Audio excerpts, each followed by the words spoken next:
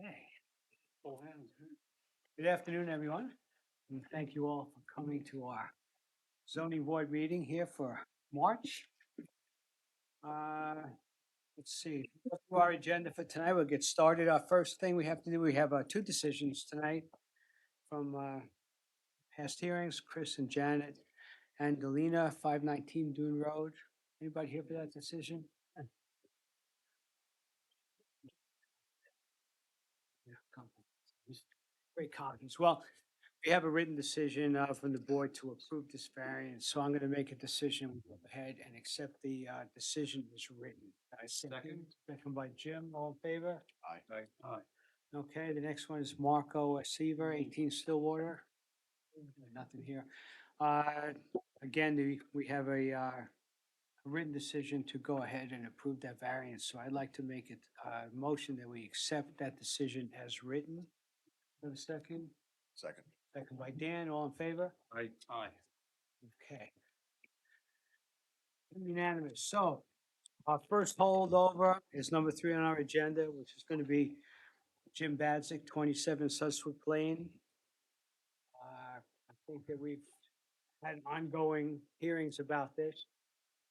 And as we go forward with this, I'd like to remind anyone that is here for this hearing that we don't start from scratch every time. So this is going to be our past hearings were all part of the record for this case. So Heather, you're on. Great. Good evening, board members. Heather Wright for the applicant, 48H Main Street, Wisconsin Beach. So since the last meeting, we re-engaged with the surveyor per the board's request to locate the existing trees on the property near the existing accessory structure.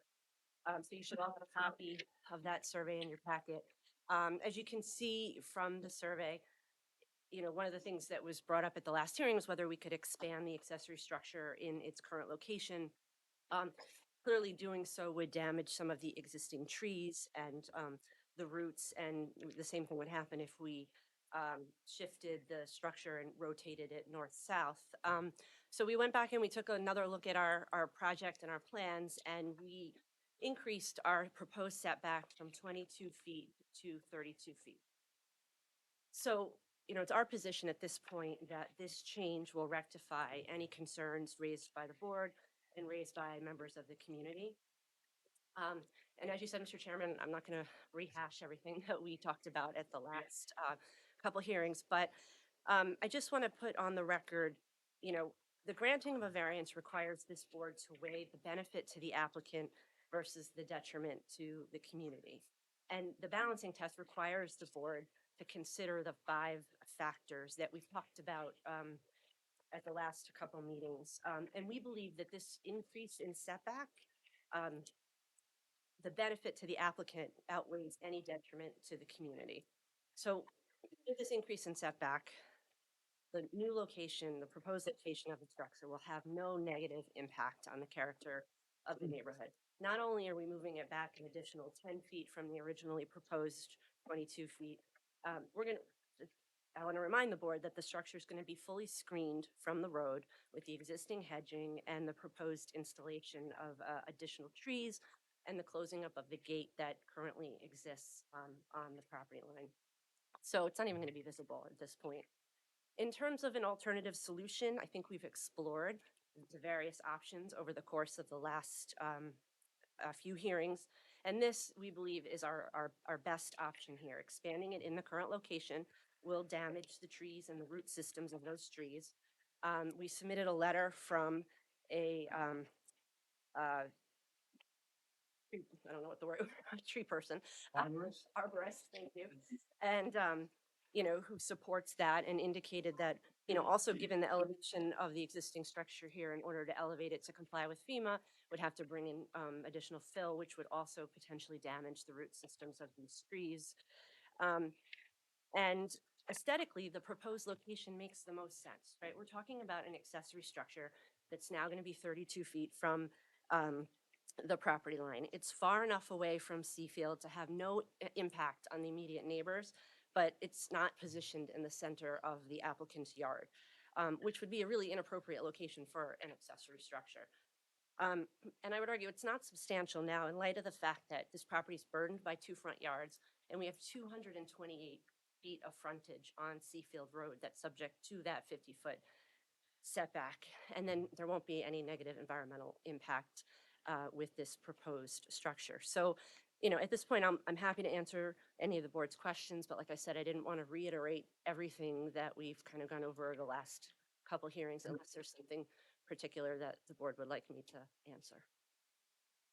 Well, Heather, I brought up last time about expanding it in a current location. So now, the arborist, when he talked about this, you have to take down those two, the Norway spruces. Correct. And those are pretty substantial trees, obviously. But it could be at risk of, taking down those trees. It could be put in a conforming location. What would be the difference as far as how the impact on the environment to the neighbors would be? We had one neighbor who was totally against that last time when we suggested it. I'm sorry, I'm totally against. We had one neighbor who was totally against the idea of expanding it right in this current location, because it would be too close to his property. Right, well, certainly, So- with putting the trees aside, we could expand it in its current location. Right. But as I said, it would damage as you said, two Norway spruces, as well as a dogwood. There's a Japanese maple in that area. So certainly that goes to the five factors in the balancing test here. That's a negative to the environment, quite frankly. And one of the reasons why we're proposing putting it in the location location 32 feet from the property line. But yes, if we expanded it and we took down those trees, it would be right on top of that neighbor's property, and the neighbor indicated they didn't want it, although we can do that as a matter of right. Heather, couple of things. Um, Now, are you saying that you cannot construct this in its conforming location, in any fashion? I heard you say that if you turned it to the south, that you still have an issue with the roots from the Norway spruce? That's correct. I didn't read that anywhere in Mr. Tiska's write-up. Well, if you look at the survey, just by rotating it on the survey that we provided you, you can see that in this studio rotated would clip both the dogwood and the Norway spruce radius where their roots are located. Okay, well, the dimensions here are really arbitrary, you can construct an artist studio of, of a size, in that location. Am I correct? But we can't construct the artist studio that we're proposing in this size in this location, and that's what the application is for. We have, over the course of the last couple of hearings, reduced the size, and I believe that the proposed location is the ideal location for the structure, especially when you consider not only the trees, but the fact that you have to bring in fill given the elevation at this location. Well, I think the fill can be solved, by designing some sort of a well system, around the trees, so the soil is not up to the bark on the tree. I'm not an arborist, but I think that's one of the, things that can be done. We're probably talking about 12 or 18 inches, worth of fill, in that area. This is a tough one because, a lot of times, when these come before us, there's no other location, involved. If we're talking about two front yards, maybe the applicant just doesn't have another choice. But in this case, there is another choice. It can be moved around. As far as the other trees, they can be replanted. They're not large trees. The dogwood and the Japanese maple, they could be moved. So there's things that can be done here. And as far as the substantiality of it, it's still a 36% variance. You may or may not call it substantial, but it's 36%. As far as the detriment, to the community and neighbors, clearly the neighbor to the west can look, right at this structure, from an upper floor. And there are probably other neighbors that would object to it also, by seeing it. Well, I would take issue with the, not take issue, but I think I'd like to point out that with respect to the neighbors and the visibility of the structure from the street, when you look at it from the street, it's not going to be visible. From the second floor, whether it's at this location or set back even further, it's still, from the second floor, you're going to be able to see a structure on a neighbor's property. But I think, again, this goes to balancing the factors. These factors are not supposed to be answered yes to each one. You have to look at them in their totality and balance them against benefit to the applicant and the detriment to the community. Yeah, could you move trees? Possibly. Would they die? Possibly. I'm not an arborist either. So I think that I think we've made a real effort here to satisfy the concerns of the board and the neighborhood. And I do think it's a detriment here and a hardship for the applicant, given that we have 228 feet of frontage on Seafield Road, which really does limit the location of any proposed structures on that side of the property. Okay, I just want to draw out these arguments because it's a understand. very sensitive case. There's a lot of, community, back and forth, with this. So it wouldn't be fair to really not, draw out, as much back, as much as we can, on I this understand. application.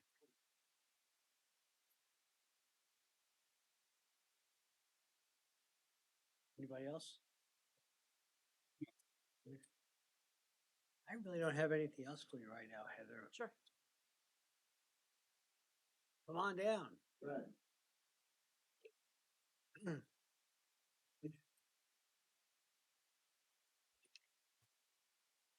Me. Most of it before. Yeah, I just, again, point out to you that everything that you've said and submitted before is all part of our record, so. You want to be a member of the board who wasn't here last time, and like you said, this is pretty sensitive. I do feel like going through some of this again after some of the things that we just said. And so I really apologize for dragging this out and taking your time. I feel I have to do it, and That's why we're here. yeah, thank you so much. And I feel like, something is being proposed here that's so fundamentally wrong and against the rules. I just have to stand up here and go through this. I'll make it as fast as I can. So I'm Michael Nissen. I'm the neighbor to the west, 97 Seafield Lane. Been there for 50 years. You know this, okay? I just inherited the house from my family, and I'll be living there. So, Mr. Peering and members of the board, I want to obviously say how extremely strongly I, and also speaking for Peter O'Rourke and Joy DeVries, who couldn't quite make it tonight, oppose this application. The hardship that we're discussing doesn't exist. This is a hardship of Mr. Badzik's own making. He does not actually need a work studio in this residential property. That's just something he came up with. I'd love him to have it. To some extent, we've become friends over the last couple of months. We haven't talked lately. My calls are being referred to Heather now, but I'd love him to have an art studio, but I don't think it fits here. So I'm not going to summarize the codes again. You guys know the codes, but it breaks 3 of the codes to put this there. Why don't you? Yeah. For the record, tell us the 3 codes. Okay. You see it.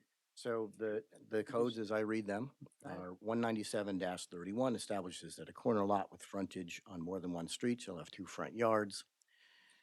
197-35A establishes that accessory buildings shall not be located in the front or side yard. And 197-6D establishes that the front yard depth shall be not less than 50 feet. Mr. Badzik proposes to build a much, much larger art studio than he has now on Seafield Lane, 32 feet road.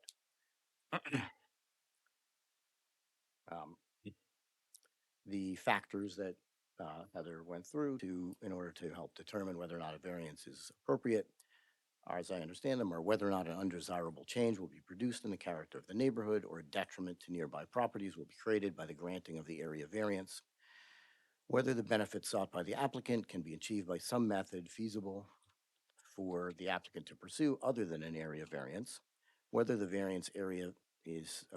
area variance is substantial, whether the proposed variance will have an adverse effect on or impact on the physical or environmental conditions in the neighborhood and district, whether the alleged difficulty was self-created, which consideration shall be relevant to the decision of the Board of Appeals.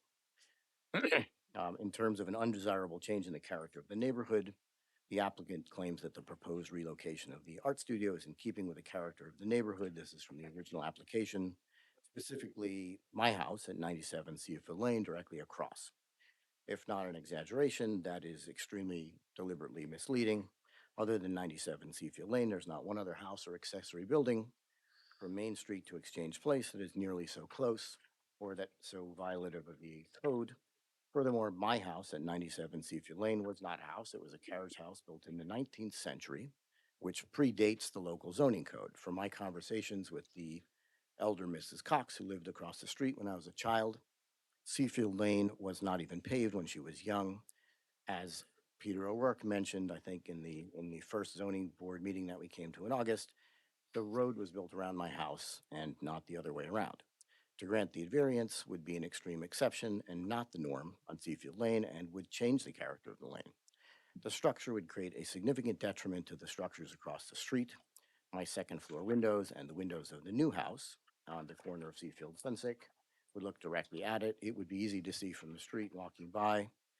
The precedent of that structure will be forever, regardless of the longevity of Jim and of me and the future trees that might screen it. I mean, who knows how people maintain the future trees that might screen it.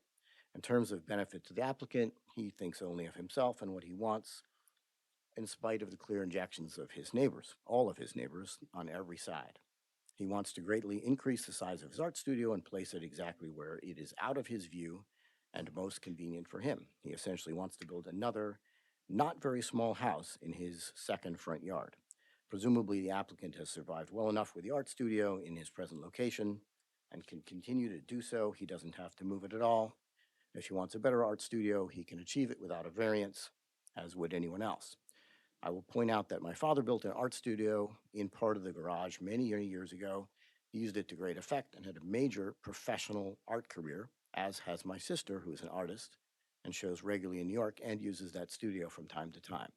That studio required no new plumbing or enlargement of structures. It's close to the house to make it comfortable. And I would also like to point out that the need for an art studio for a professional artist is in no way a justification for a variance of any kind in a residential neighborhood. If I'm wrong, I'm sorry, I'm going to make my same joke again. It was maybe a little funny last time. If I'm wrong about that, I would like to submit my application for my new surgical center at next month's meeting or whenever we finish with all this. This variance is substantial. It's a significant increase in the side of the structure. Yes, You're kind of getting a little bit personal and getting a little bit off. We're Fair talking enough. about our Okay. 5 factors here. Okay. That's what I wanted you to get into. okay, the variance is substantial. And it'll be in a location that's unprecedented. For this reason alone, the application should be denied. In terms of the physical or environmental conditions in the neighborhood, Seafield Lane is known as the estate section for the specialized character of the fine homes along Seafield Lane, which certainly includes Jim's house. To grant the variance would unnecessarily change the character of the area. I would like to point out that there's a brand new, beautiful, large house on the north side of my house on a corner lot and a significant renovation on the south side of my house, both of which are following the setbacks in the code. Plans to shield the structure from the street with trees do not mitigate the inappropriateness of Mr. Badzik proposed structure. The difficulty is entirely self-created. Nobody is forcing Mr. Badzik to expand or move his art studio. He simply wants to do it. He knew or should have known the local. Okay, we're getting a Yeah. little bit personal. Okay. here. I want you to stick to the facts. Okay, the variance requested is huge and out of conformity. Let me make sure I add it. Okay. In the August 2023 zoning board meeting, and again tonight, we talked about how trees are limiting the placement of the art studio. I love old trees. I planted the trees on my property, and having trees is in no way a justification for the variance. It's at the applicant's discretion to move the trees or not move the trees or build the studio or not build them. It's not a reason for a variance. As I mentioned earlier, well, okay. I request that the board deny this application in its entirety. And that's all I have to say. Questions? Is that appropriate? Questions? Okay, for you, yes, ready. No, this is the only place you take Okay, questions. okay, sorry, ready. Question. I don't have anything else for you. I just want to Okay. hear what you have to say. Okay. Thank you very much for the opportunity to speak and Thank for you. your comments. You. Thank you. Anybody else have a comment on this application?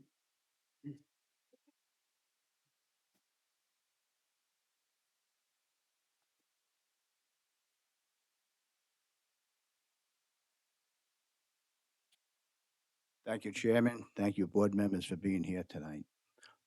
I just want to mention one thing, You Jim. just for the record, just tell us your name. Oh, I'm sorry. Donald J. Steinert, 96 Seafield Lane. We know who you are. Thank We you. just wanted you to tell us. Thank you.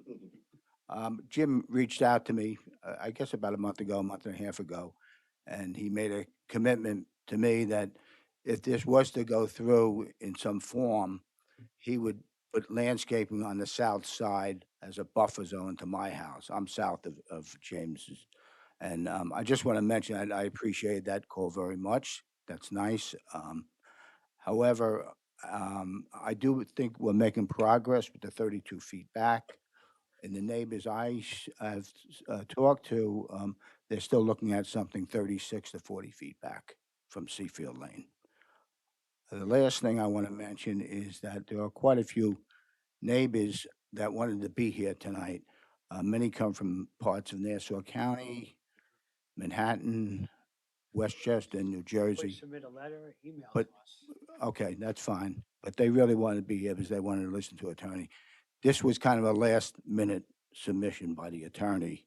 And I think in doing so, you made it so some neighbors couldn't attend, and it becomes a credibility to Jim from some of the neighbors that happened that way, that they couldn't make it just the last minute. I do have to disagree with you on that because this is an ongoing hearing. When we closed it last time, we said we'd be here for we'd be here to have another hearing tonight.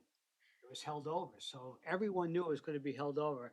They're going to be held over. Heather was asked specifically to provide this information, which she did. If you go to your holdovers, you have holdovers from 8, 9 months ago. Holdovers can go forever. Do you want someone to come, do you want them to come to the meeting every time you have a BZA meeting, thinking that you're going to put it on? Better Because it submit- wasn't on the record. We have the information here. That's why we have the holdovers. And there was, you kind of implying that something inappropriate was done, and that's just not. Yes, yes, not by you and not by this board, by the attorney. I thought it was a last minute action, and I don't think it was fair to the residents that wanted to be here. They have an interest in Seafield Lane also. Thank you. So let me ask you a question, Peter. Donald. Donald, I'm sorry. Were you promised the, material, before this meeting, that was just received recently? Was I promised the material? Yeah, No, we called up about it. but I mean, you knew that there was a meeting, coming up. Oh, I was aware of the government meetings, but didn't indicate it was on the calendar Well, no, it was definitely on the calendar. as a holdover. Well, it's either, yes, it's. Yeah, always- as a holdover. Right. You have many holdovers, so I don't know when they're gonna be heard again. You have holdovers from last week that aren't being heard tonight. It's always the following month? Okay, so we first met here, what, in August? Okay, we didn't meet in September about it. Well, it's always month to month, and- Yeah, it's month to month, but it's not the following month. Don't tell me it's the following month. It's not. Can I interject for a second? I think there might be a mix-up between, there's two different concepts going on. One is the fact that a hearing continues from month to month. But there's another issue, which is just that the recent submission was very recent with respect to this meeting. And maybe that's the issue that you're raising, which it's not, they didn't do anything wrong, but what you're raising may suggest it's up to the board to keep it open for another 30 days to allow people to have more time. Those are Thank two you, different Counselor. issues, and Thank it you. I think you doesn't hit it make on the head. someone, doesn't make someone dishonest or surreptitious for doing that. But it's up to the board to decide whether there's a need to give people more time to digest. Realize, I think we're talking more about between the attorney and the client, an appearance problem, not this board, an appearance problem with the client and the applicant. Okay, thank you very much.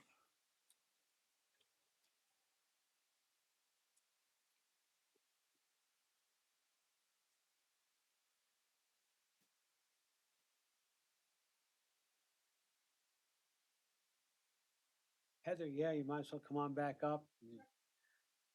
I just, real quick, and I know there's a little bit of a mention of the, character of the neighborhood. I just want to make sure it's clear on the record that 97 Seafield Lane, which I know is a pre-existing non-conforming structure, is located entirely within the 50-foot setback on that street. So I think that does go to the character of the neighborhood, whether it's pre-existing or not. And I want to make one other point about the trees and the potential of removing the trees. Um, it does matter, and it does impact the environmental conditions, and that is a factor for this board to consider. So I just want to make it clear that, you know, the removal of trees is something that the board can consider one way or the other, but can have an environmental impact. And finally, I just want to put on the record, at the last time we appeared here, the board did ask us to locate the trees on the survey. We received the survey from David Fox's office on Friday, last Friday. As soon as I received the survey, I submitted the survey to the village on Monday with a cover letter. I also spoke to the owner of 97 Seafield Lane, and I did send him a copy of the survey. So I have been in communication with him, and I was led to believe that he was sort of the spokesperson for the neighborhood.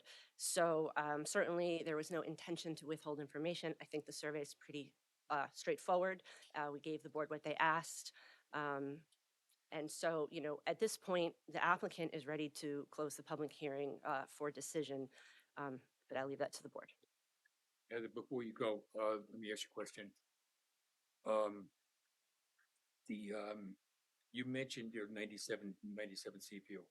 Is it your argument that if that carriage house were at a 50-foot, you know, street, there would be the same impact visually to the structure on Yes, the correct, Bazik property? correct.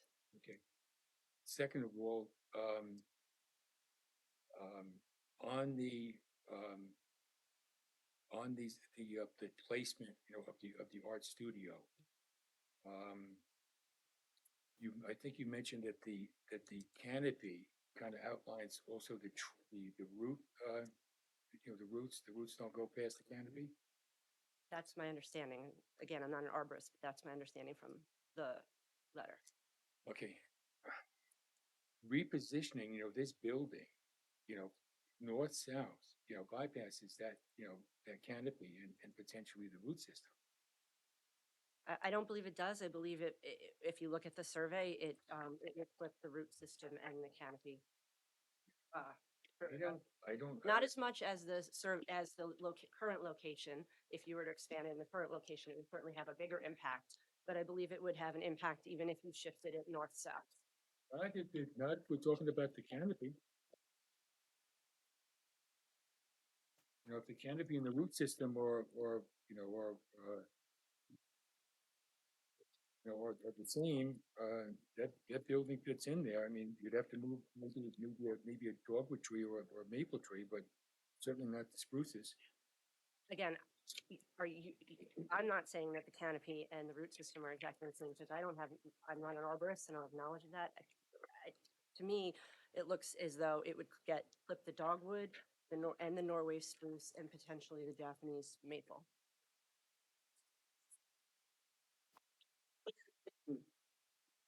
I don't see that flipping it, Heather.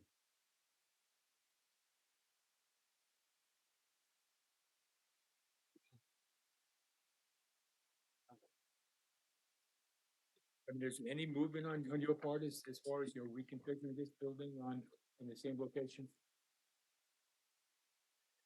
In the same position, I have to speak to my client. I think that we've come, I think we've come a long way from where our original application, of our original application. And I do think that we've met the elements of the five-part test. And I'm getting a little bit of a feeling that the, not the board, but the community feels like we're designing by committee here. And I don't think that that's what the code allows or what the code, you're supposed to look at these elements. If you're asking me to go back to the applicant and once again discuss whether or not it's feasible to rotate the structure north-south, I can certainly do that. Now, what do you mean by designing by committee? I keep hearing from the neighbors that there's possibility for compromise, but I don't, at this point, we've moved the structure to where we think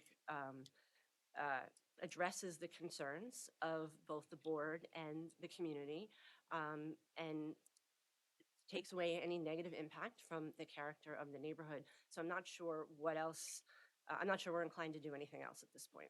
Well, design it by committee, that, if that was the fashion that been going in, we wouldn't have had a second meeting. It would have been closed the first meeting. Under the conditions, that you represented, right from the get-go, well, you weren't, as this application came before us. We're trying to balance, Yeah, I know the board is trying to balance the, Correct. yes, absolutely. And I believe the community is also, I'm not, Okay. Yeah. Understand.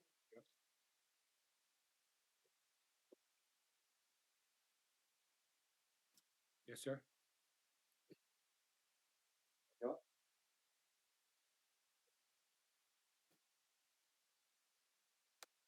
Credit to Heather, she did provide me the information earlier this week. Maybe it's not enough in advance, but I appreciated it.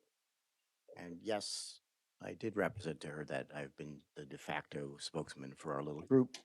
And there were some parameters that we kind of agreed on that might be okay, but my offer of compromise was flatly rejected. And yes, it is not really up to me to be compromising or not negotiating exactly. And then the very fact that my house is on the street there is part of the problem. If you all of a sudden have two structures facing each other, I can't help where my house was built in 1860 or whatever. But if you all of a sudden put two structures close together facing each other, that's bad. Um, in terms of the overall issue, variance procedure 9123 F2, a determination that failure to grant the variance would result in exceptional hardship to the applicant. Well, I don't think so. So I don't think that's the case here. It's not even a home. Now, just a, Yes, sorry. another comment. You understood what I mentioned to, to the attorney, Heather, as far as if your house were 50 feet back today. Right. Compared to where it was, a century ago, we would not be having this discussion. But that's a valid point, that's a valid argument on her side. Well, I mean, to me, the fact of putting these structures right opposed to each other is really a lot of the problem from my point of view. Because if you had like this theoretically could have been this side of Jim's property could have been chosen as the front yard when the original house was built. Or I suppose if he were rebuilding, he could, or as Right. as the other, like you can choose. It's not a choice. Yeah. It's not a choice. You have Yeah. two front yards automatically. You don't have a choice. Oh, it's you can specify which is the You side can and which is just- back. you can Right, right. specify Okay. your address. I see. Yeah. Right. That's what the new neighbors in the corner did. They switched to a Seafield Lane address. Yeah. Okay. Understood. Thank you. Okay.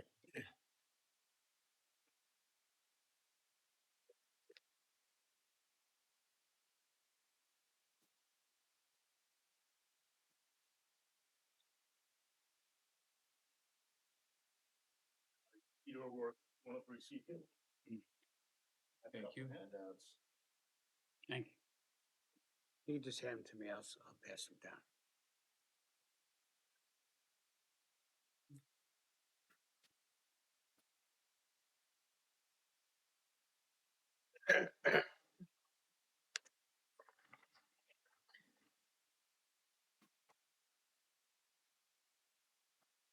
Appreciate getting the opportunity to address you guys once again. It's our third time out here. after the first time, I was under the impression that we were going to have a significantly modified application that doesn't seem to be really modified in any fashion. That would be what I consider to be a reasonable compromise.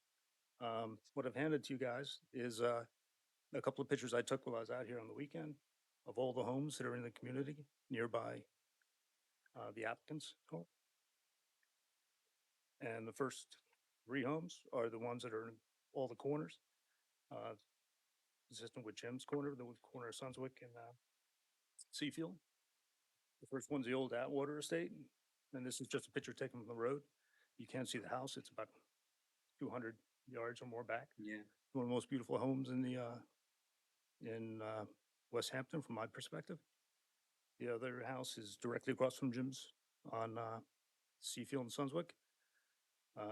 That was just built this year, and as you can see, it was kept within the 50-foot buffer. Third house is the one that's catty corner from Jim's. Can't really see the house that well in the picture, and I apologize for that. But that house is more than 50 feet back from the road, and it sits on the corner and doesn't have any structures in its backyard. And then as you flip through, these are other homes going up and down Seafield. All the pictures were taken from the street, and you can see the setbacks that have been respected over the years, including a number of ones that were recently rebuilt, that were rebuilt in a fashion that complies with the setback requirements. 103 Seafield, I'll point out, that's mine. It's under construction. I promise the next time I take a picture of it, it'll look better than it does in that. Hopefully soon. And I'll also point out that the last picture is Michael Nissen's house, which is directly across the street from Jim, the 97 Seafield, which is a home that I'm not certain, but I would assume predates the paving of the road. It's the old carriage house for the Atwater Estate. So I have serious reservations about whether putting something in that's 35 feet from this road, especially right across the street from Jim's house, is an improvement to the community, and whether it's, and I wholeheartedly disagree that it's consistent with the character of the community. As you can see, every house in this package, which are about 10 of the homes that are nearby, are considerably further back from the street than 35 or 33 feet that the applicant requests. I'm not the kind of guy who likes to tell my neighbors what to do. I'd much prefer that we found some reasonable compromise. I'd much prefer that that people live within their means, and to the extent that you purchase a home that's on a corner, you realize it does have some imperfections in the sense of how you're able to put new construction up. And if a neighbor was asking to put a pool in, or a pool house that was 200 square feet, or a tennis court, pools and tennis courts are grade level, and I wouldn't, be that concerned. This is 1,400 square feet of a house that has a 10-foot peaked roof. This is a big structure that's going to be permanent, and it's permanent and a bad precedent. Buying a house on a corner is something you went into with your eyes open. Now you're asking your neighbors to accommodate a very large structure that's going to be visible to everyone. I honestly would prefer that he does whatever he wants with this house anytime he wants and be happy with it. I want my neighbors to enjoy their places, but when what you want to do impedes the enjoyment of the neighborhood by your neighbors, it's something you probably want to rethink and scale down a bit. We haven't gotten to that. Precedent for this, I think, is horrible for corner lots all over Western France. You have a number of applicants on the current calendar that are corner lots that were trying to do things. They're improvements to their property. I think it's very difficult for the board to say no to anybody to the extent that you are going to be approving a 1,400 square foot accessory structure that's inside the 50-foot setback. And I can't imagine that's an improvement for for the town. And I think it's even worse considering the fact that Jim's on the board. And it makes it that much more difficult for you guys and for the people of the town to accept the fact that he got an exception that allowed him to build a very large structure in a fashion that required a variance. I think that's unfair and it's irrational. And I oppose So this. do you think that if Jim was to turn around and say, okay, I'll sacrifice my backyard to do this structure and put it back 50 feet, he wouldn't even need to be here? How would you feel about it then? You know, If that's a Jim really rhetorical- needs this, What's that? if Jim really needs this, It doesn't, I didn't ask you if he really needs it. I said, if he turned around and said, you know what? I'm going to withdraw my application for a variance and just move it 50 feet back from the road. How are you going to feel about it then? if it's 50 feet back from the road That's my question. and it's of right and he has My question, how are you I going to can't- feel about it then? He that doesn't was a need, risk he doesn't I need a took when I variance. bought my house, that my I'm neighbor sorry, would do what? something incredibly stupid. That was a risk I took when I bought my house. That my neighbor would do something what I would consider irrational and I would not like it. I wouldn't be happy with it. But if that's what Jim really wants to do and he can do it of Your right, opinion is that then it- this is irrational. See, again, we're getting away from the facts. I Okay, don't believe I am. Well, I believe you are when you're deciding that he is irrational by doing this. And that's not what's before us right now. I asked you a specific question. Would you have a problem as someone who lives on Seafield I was answering Lane? that question. My answer is that that was a risk I took when I bought my home, that my neighbor would do something I dislike. Whether I think if he likes it and it's within his rights, go ahead and do it. Okay, that's what I wanted to hear. That was my question. Okay. Thank you. And that was the answer I thought I gave.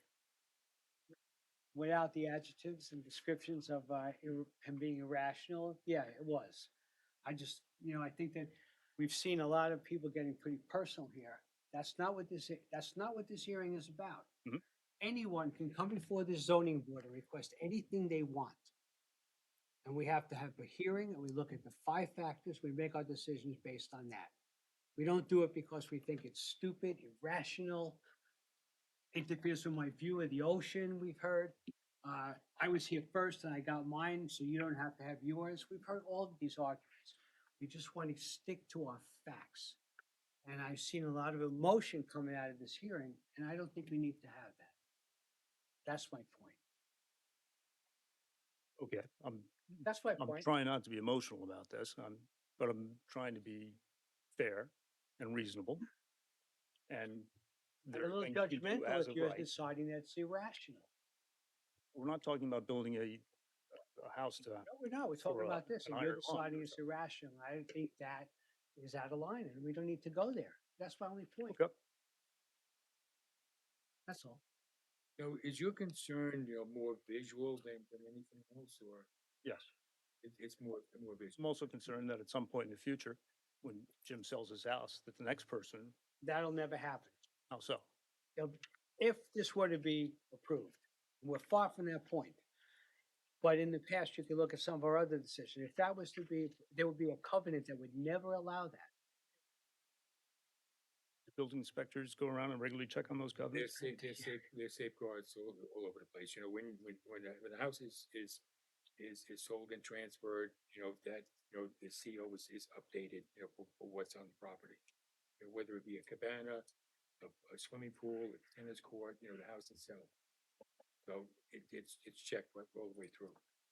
Now, as the chairman, stated, he has the right to build an accessory structure, 50 feet off of Seafield Lane at 1,000 square feet, 2,000 square feet, 3,000 square feet. He's got the right to do that for an accessory structure. So if it's just the visual part, that you're concerned with, that's really not an argument that we're gonna hear. This is more of an argument, because he has 2 front yards at this point. I understand that. And he's directly across from Mike Nissen's place, and Mike Nissen's place predated the road. Well, we And spoke about that when, They're both going to be exceedingly close. well, we spoke about that when he was up here. Correct. Well, I don't feel it's in any way consistent with the character of the neighborhood. And I believe you should be taking that in consideration. I think the precedent is It is terrible. one of our 5 factors, so definitely gonna be in. Right. And another factor is that the, no, well, I don't want to get too far down the road and trying to remain unemotional about this. But I just sat in about 3 hours of traffic coming out here this meeting, and I apologize, everybody. Thank you for your time, and I look forward to your decision. Thank you.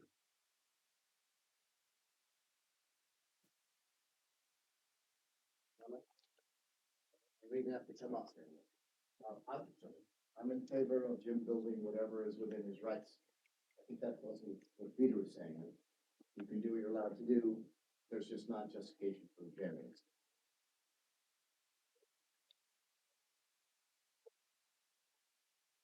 Well, I think as much as I want to close this, I don't think, I'm going to make a motion, we don't, Heather, and I just think that one of the people earlier today made a remark about people who wanted to be here, didn't get to see the stuff ahead of time. So let me be very clear about this. When we hold over an application to the following month, that means we're going to have a hearing.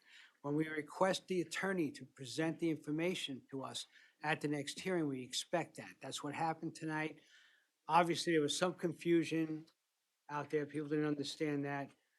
We'll give them time to digest it. Anyone that can't be here should be sending us an email or a letter to the effect of their objection, opinion, and we'll be able to move on with this once and for all. If it's any help of the people that couldn't be here, there's only one. I can speak for her. That's Joy DeVries. You know her well. You know what? I appreciate that, but at this point, I want to see stuff in writing from them. And it could be in an email. It's very easy. They can send to us. We'll have part of the official record. You know, the other thing that happened that no one seems to remember, but. I'm sorry, start that again? The other thing that happened was that it was 2 months ago that we had the last hearing, and then there was no hearing last month. We didn't discuss There this was a last. hearing last month. This wasn't on the docket, and then I got the call from Heather. It was on tonight, so that we don't really know in advance when we'll be discussing it. That's all. And that's it. That was my point before. Okay. So if we're automatically discussing it next month, You know what? Any questions, call the office. Right? Call the, Megan. Call Megan. She loves to talk. but Heather's response to that. Can I say this too? What will help for everybody, I'm gonna say is for everybody, what will help to be able to allow the board to close this next month would be any submission should be done 10 days in advance of the meeting. That's a general rule, like a time period that most boards follow. It helps allow everybody to have a little bit of time to get their thoughts in and show up prepared and so. Next meeting, April 18th. If you have any opposition, information, or you can spokesperson, make sure you tell everybody by April 18th. If they're not able to appear. Okay, so if we're all set, then I'll make a motion. We hold this over for all purposes till April 18th. Have a second? Second. All in favor? Aye. Okay. Thank you. Folks, if you have any discussion on this, I'm going to ask you to just do it outside so we can continue with the next series. Thank you.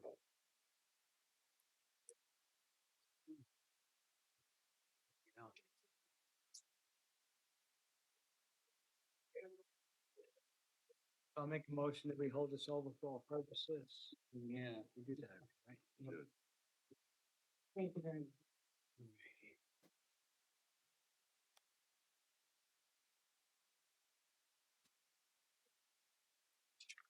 What are we up to here? Good. I'm gonna wait for Mr. Bad.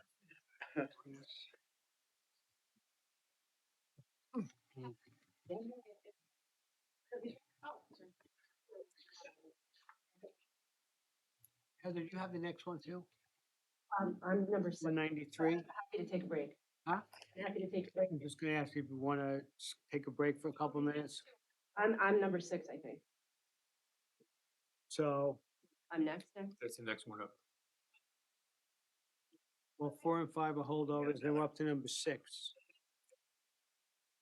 All right, so I'll make a motion. We have 16 Fanning Holding LLC. They requested a holdover till the next meeting. Can I make a motion, we hold it over? Second by Jim, all in favor? 49 Bayfield also requested a holdover, so I'll make a motion, we hold it over for all purposes. Second by John, all in favor? Right. All right, now the next application is 193 Dune Road. Heather, do you need a minute? Do you need a minute? Do you need me Yeah, to do skip you? mind If you skip me, do you mind? No, no, we'll come back to you next. So we go right into Build Coastal LLC, 26 Old Riverhead Road. Applicant requests variances from 197-17.1 for a proposed front yard setback of 20.5 feet, where the minimum required is 50 feet, and from 197-29-1A for a proposed second-story addition, which represents a prohibited increase in gross floor area of a pre-existing building with a non-conforming front yard setback, 24.5 feet existing proposed with the required, and non-conforming side yard setback, 18.8 feet existing proposed 20, 20 required. Okay, for the applicant. All right. I'll try to be brief. Tom Downing, I'm from Build Coastal and Coastal Management, 26 Red Road. So we're requesting relief on our building. We're looking to do an addition to the second floor. I'll give you a little history. The building has been there. I've been told since the 1940s. Here a long time. A long time, yeah. It was Bennett Oil for a long time. Then it was Excelsior Plumbing and Heating. We purchased it, man, probably what, 6, 7, 8 years ago. It's been a while. So, there's been several site plan reviews over the years. At one point, the parking was in the front of the property along Riverhead Road. That was moved in to the rear in like probably the early 2000s. We've done site plan review with planning board for our specialty contractor use, that we, we're to have our business there. We've also been there for Propane Depot, who's our tenant. Our building, it's getting kind of small for us. Our business is growing. We're looking to add on. There's also, I wanted to mention a barn in the rear part of the property, which I'll get to later. But we're looking for relief. Front yard setback is 50 feet. The existing building is 24.5 feet from the road property line to the front of the building. So we are into the setback. But as I mentioned, I believe the zoning started in 1956. So this has been here a long time. We believe it predates that. We're also looking for 0.2 of a foot on the north side setback.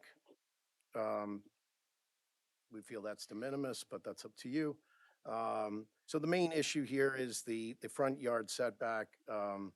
We're looking for 25.5 feet to bring our first floor walls vertically and add a second story to the structure. Our existing square footage is 2,062 square feet.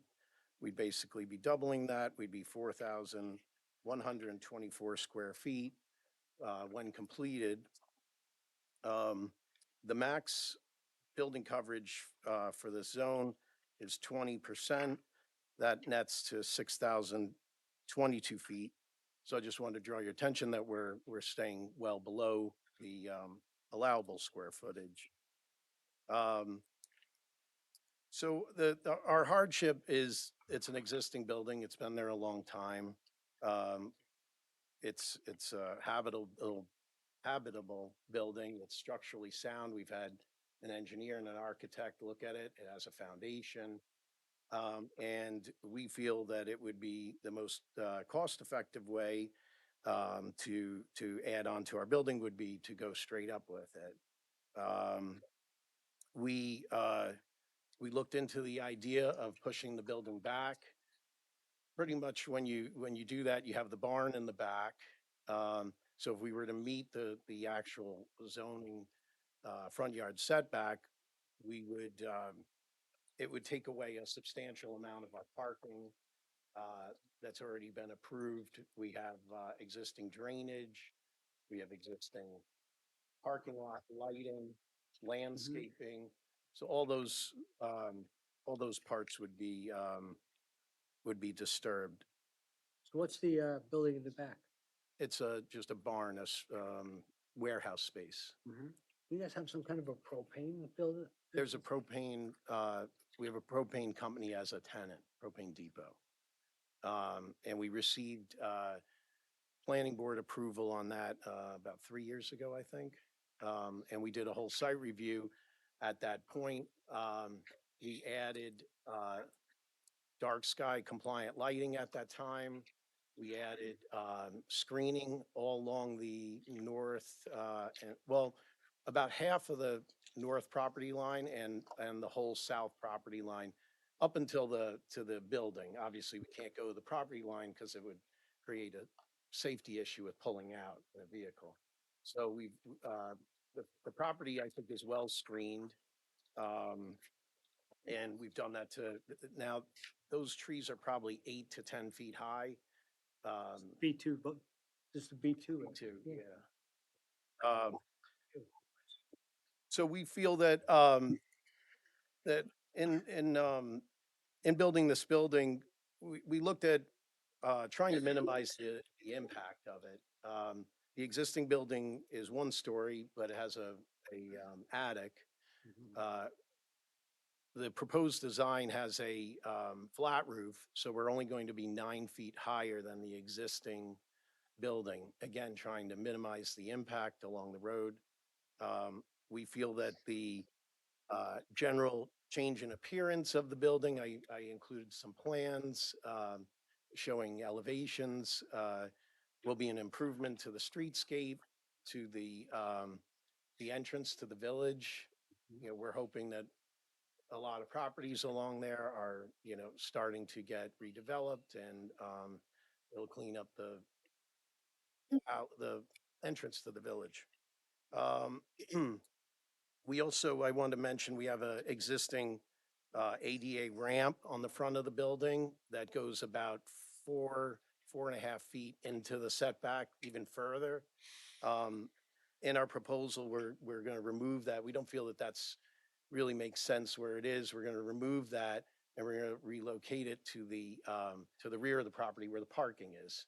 So we think it'll give better access, and that will also clean up the front of the building. We'll be able to landscape that section of the front of the building. I included in your packets a couple things here. So you have the survey, which I think you were provided. You have some plans showing the elevations of what we're proposing. I also included a picture of a satellite picture of the roadway showing the approximate 50-foot setback. I was just trying to draw attention to the fact that there's a slew of buildings that are in that setback. So I don't think we're doing anything that's really substantially out of the character of the neighborhood or the road. I have a picture of the existing building, just in case. And I also wanted to draw your attention to HCMC building, which was granted recently a front yard and rear yard variance. I also have included in your packets 3 letters of support from neighboring properties. The most important one, I think, is John De La Fuente, who's the owner of Angelo's building, which is our north property, we share the north property line with.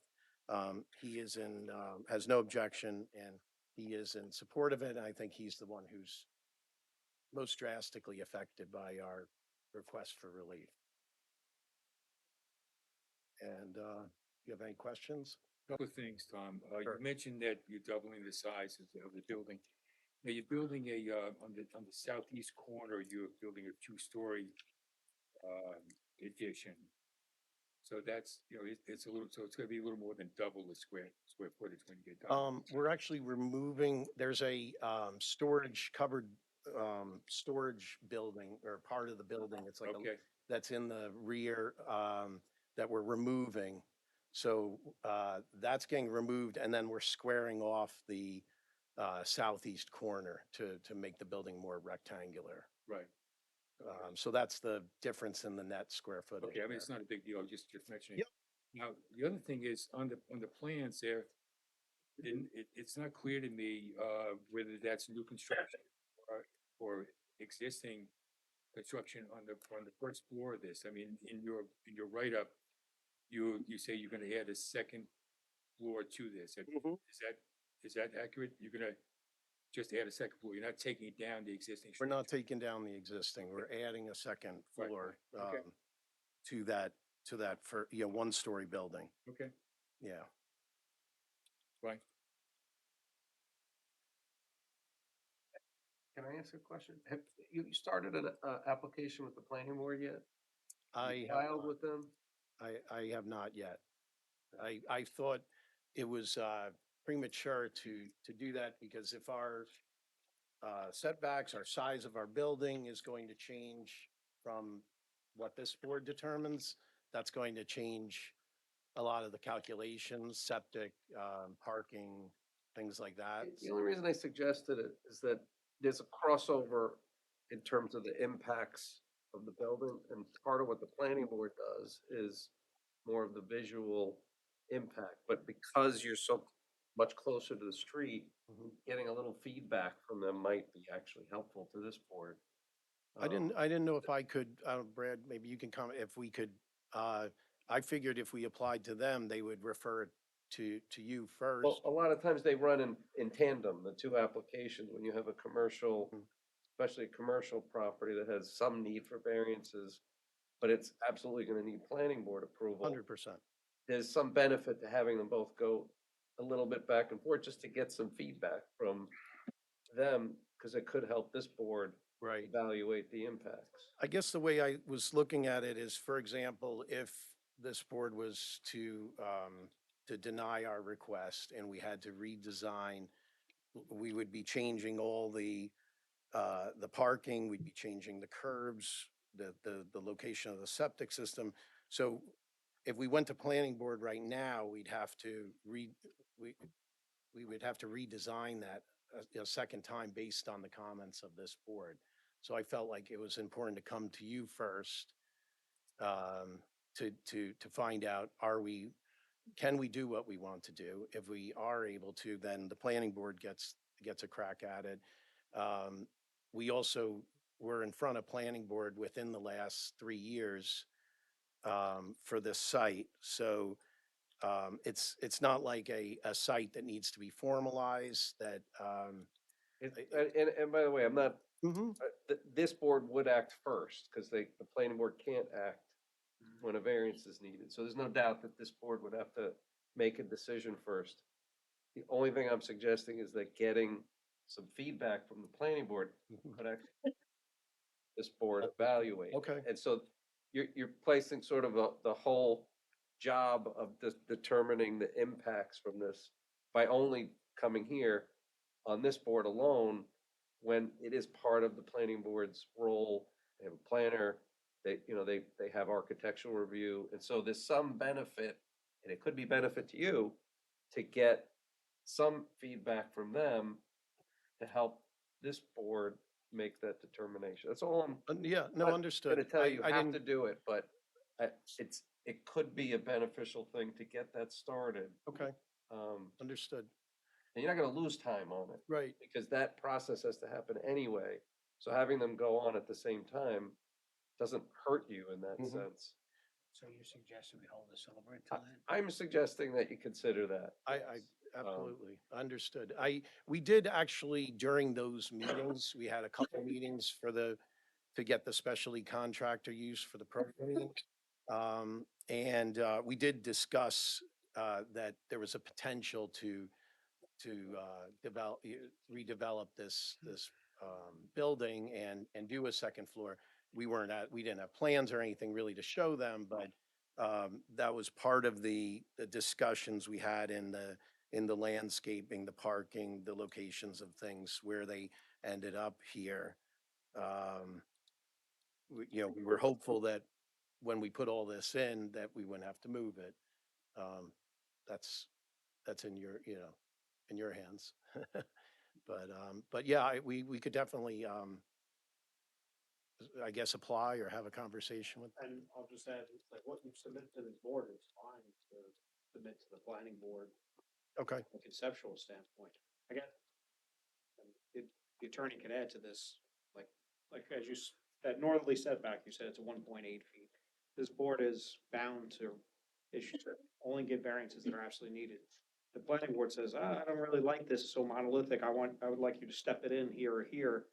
Then maybe that variance comes off the table. I'm not suggesting that's definitely gonna happen. It's a point well taken that if two agencies are both gonna approve the plan, it probably behooves you to just make sure that that next agency is not gonna have any issue with what this board grants. Okay. Feel like their hands are tied. okay. Okay, thank you. So Tom, just to go back to crux of your argument, for this, it's gonna be that, if you had to meet the setbacks, especially the front yard setback, that would hurt you as far as septic system, and parking. Mainly the drainage, the septic system, we're going to Well, redo drainage, I'm sorry, yeah. regardless, but the drainage, Yes. the existing utilities, there's wiring and Right. water that runs to the rear building, plus all of our, it would substantially change our parking lot, and we would, all of the lights, none of the lighting would meet with the dark skies, right, okay. and the photovoltaic or whatever, Sure. the lumens and the spacing, so, yeah. Okay.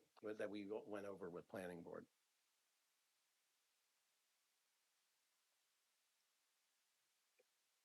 Okay, so based on that, I think what we'll do is just hold it up. We can still a little input from planning. Sure. You want to make sure nobody else wants to speak. Anybody else want to speak on that? The record. Just for the record. No? You sure? Nobody? They have all these letters of support. That's why. That's right. All right, so we'll just, I'll make a motion. We're gonna hold this over for Second. second by Joe. Till next meeting, Next meeting. May 18th. And consider getting that planning process started. Okay, we Because will. If you can get on their agenda, because we do pretty quick. You can get on the agenda pretty quickly with the work sessions now. Okay, Sort of enable you to get some feedback from them. okay, great. Thank you. So 11, if that works. April 11th, you could do a work session if you want. Probably. Yeah. Back. Yeah. Yeah, get an application file. Oh, okay. Just to get, and then you can get on their agenda. Oh, okay, sure, great. But by the end of the month, we could get, Yeah. your application would have to be into us before April, and then we could get you on that April. First thing. Right. Good night.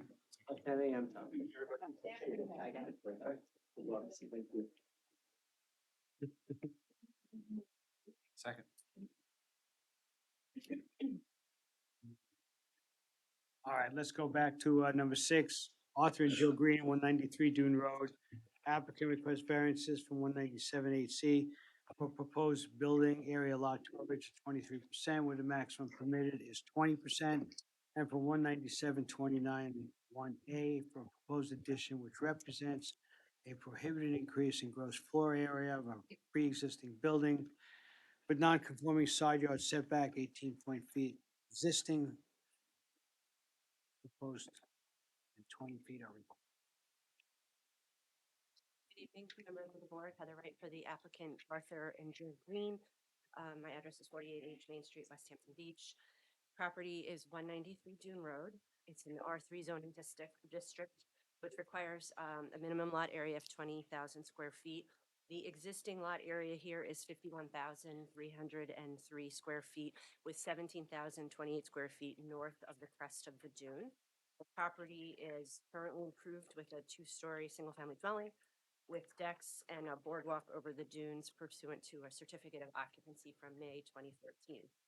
So our proposal is to construct an addition to the front of the house. The footprint of the addition is 408 square feet. It's on the north side of the dwelling.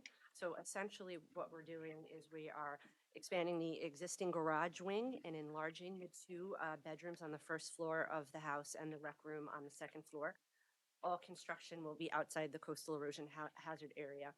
And the addition would maintain the existing setbacks of 18.5 feet from the easterly lot line and 32.2 feet from the westerly line. We are moving closer to Dune Road, but we will still meet the front yard setback.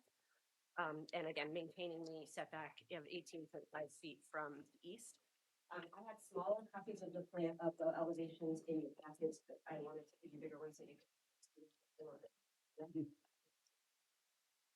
Heather, did you see the letter from the Goldsteins?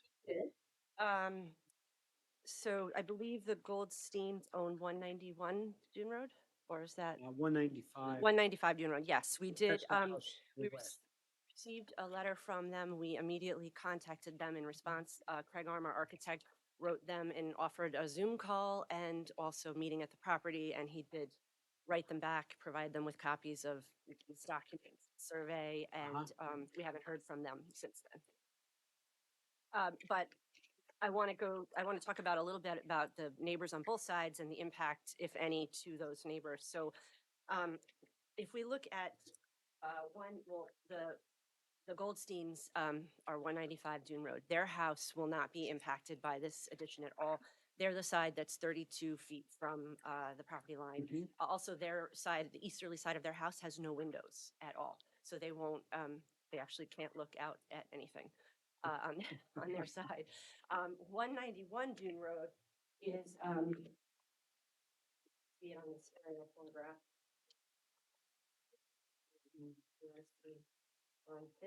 And this is the survey for 191 Dune Road. 191 Dune Road is a lot similar to our lot. It is 75 feet wide. The home on that lot has non-conforming side yard setbacks of 12.3 feet and highlight, I believe it's 16.8 feet on the westerly side. So it also has a lot cover, an pre-existing lot coverage on the side, 0.1 feet. So this is the lot coverage issue is one that plagues many homes on the south side of Dune Road, especially because obviously the lot coverage calculation is based on the area north of the crest of the dune, which here is 17,000 square feet, not the required 20. Certainly, if we were allowed to use 20 or even the 51,000 square feet that the actual lot area, we would not need the lot coverage variance. But like I said, we were careful to maintain the existing side yard setback, which is closest to 191 Dune Road of the 18.5, which is proportionate to the lot width of 75 feet on this lot. Again, the renovation is fairly modest. It's to enlarge the two bedrooms that are fairly small, and that will also increase the rec room and increase the size of the garage. So like I said, there's other constrained lots which have similar lot coverage. 345 Dune Road was granted a variance for 23.7% lot coverage. 211 Dune Road is a pre-existing lot coverage of 24.3%.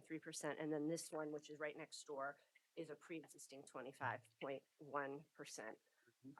So in terms of substantiality, the applicant can't construct the addition without these variances because we are currently at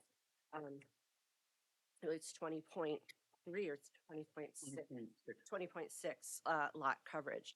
And again, we're proposing this on the north side. We can't certainly go any further back closer to the crest of the dune, and we're not expanding out towards either of the setbacks, and we do maintain the total side yard setback required of 50 feet. Yeah, that's not changing.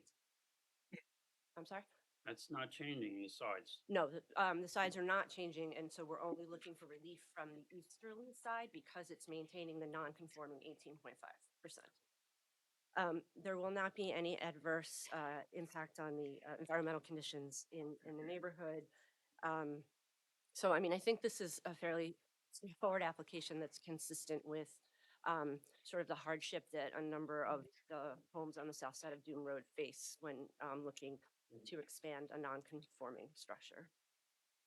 Heather, what is the increase in the total gross floor area? I mean, it's a little confusing, as far as your argument. Well, the, It started out at 400 and something square feet, but now it's 800 something, and now there's a garage involved also. well, yeah, so for purposes of lot coverage, the footprint is only increasing by 408 square feet. So that's what's bringing us from the 20.6 to the 23 point, Right, no, I Right, get that. that. So, but in terms of square footage, it's 408 square feet for the addition for the bedrooms and for the rec room. And then below, the garage, which is not habitable space, is also expanding. So essentially, we're going out 17 feet in the front towards Dune Road and going up. So if you look at the elevations, No, I saw all of that, but what I'm, I'm speaking about 197.29.1. And that calls for gross floor area. do we have that number? I will double check if I do. I know we were still conforming. We're still substantially under the 6,000 between the two upper. No, I get that, but I mean, it's, if you're gonna make an argument, the argument can't be for just one, for one floor, if you're doing 2 floors, and then a garage, in addition to that. I mean, you're saying it's 408 square feet, but it's not. Oh, No, I'm not arguing that it's the Okay. whole thing. I'm not arguing that the gross floor area is changing by 408 square feet. The 408 square feet is the increase in square footage that is bringing us from the existing lot coverage to the proposed lot coverage. But that's separate, obviously, than the gross floor area. But you have another variance that you have to answer to. Am I right or am I wrong? I don't, I think so. No? Okay, let me see. I think what Mr. Uznicki is saying is instead of 20 feet on that side, you're 18.5, and that's over 2 stories and the garage below. So I think that the point is to answer for that variance, it's not just 1 floor, 1, 2 floors, but the garage underneath. correct. Well, I'm talking about the second variance, 197.29.1. Proposed addition which represents a proposed increase in gross floor area. Gross floor area. Right. Now, the gross floor area is not a 408 square foot increase. I agree with that. Right, but. And I don't have the actual gross floor area number for you, but we can get that for you. I mean, You wanna come up? I think it's reasonable to ask for that. No, of course it is. Yeah. Greg Orr, 16 Sure. Library Avenue, West Hampton Beach. Just to make mention, the 408 square feet that we're talking about, it is the ground floor, which is the garage. It is also the first floor, which is the bedrooms, but the second floor where the rec room expansion is actually pulled in, the 3 feet, so that's actually conforming with the 20-foot setback up on the second floor. That actually conforms with the setback. Oh, the second floor conforms. The second floor conforms with the setback because it's pulled in the 3 feet. Okay, okay. So it's just the All right, ground okay. floor and it's just the first floor area. Exactly. So both of those spaces that you're talking about are combined with 408 square feet? No, the 408 square feet, as Heather was mentioning, is actually the lot coverage increase. I get so that, but that's a each- different variance. So that's 400, it would actually be 408 square feet FEMA compliant garage space. And then there's 408 square feet of the first floor, as well. So of that, we could give you, I guess, a breakout of what is encroaching on that, like how many square feet is encroaching. We could break that number out. It's all lot coverage, but we could break out just the amount of square feet, that's encroaching on the 20 feet. If that's, Yeah. That's just, I guess. It's more, maybe I'm not Only one understanding bath. it correctly. So the garage is not part of the 408 and the first floor is, or? So the 408 for the garage is it's essentially on piles, with breakaway wall, with the FEMA compliant, One. crawl space, but it is enclosed as a garage. This. So that is part of our lot coverage. That does not count as like Yeah. road floor area. Well, okay, that's my question, So okay? that does not- All right, so does let's not get rid of that, okay, so now we're at the first floor. And that's another 408 square feet. That's 400, that's the 408. So is it 816 square feet total? No, it's not, because what happens is that the third floor is stepped back. Correct. Okay, that argument was not clear to me. Okay, I'm Got happy to do some additional breakdowns and just show what is encroaching of the 20 square feet, how much of that area. So it's all part of the lot coverage. personally, I'm fine with it, so. Brad? It just wasn't clear to me, because the first floor is over 20 feet, is the height. Are you able to keep the height under the 44-36 rule? Or have we looked at that? Or you're not seeking that variance, so I'm assuming that can be achieved? Correct. Height variance, there's nothing here about a height. I agree, it's just on the elevations, there is no height. It seemed feasible to me, it could be done, but it's not. I just wanted to ask, since we have the architect here, that. Even if the existing house is beyond that, the addition couldn't be beyond that, you'd have to step it down or something.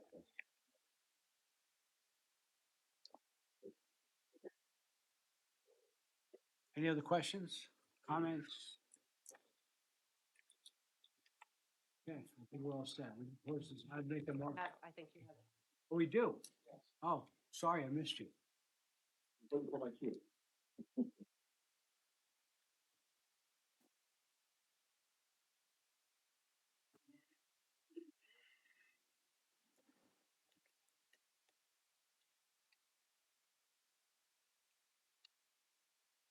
Good evening, I'm John Lynch, Lynch and Back. I'm here to represent two of the neighbors of the applicant. It's going to be the neighbors Mark and Andrea Weiner. They live right next door at 191 Hume Road. And the other neighbor is also Michael and Samantha Dubek, who live at 192 Dune Road, who live right across the street from that. We are here, neighbors here. Do one more. We need one more. You have another? We need one more for Joe. One more? Mine, I'll give you mine. You got it. We're good. You good? Thank Okay, I thought I had enough. Okay, that's fine.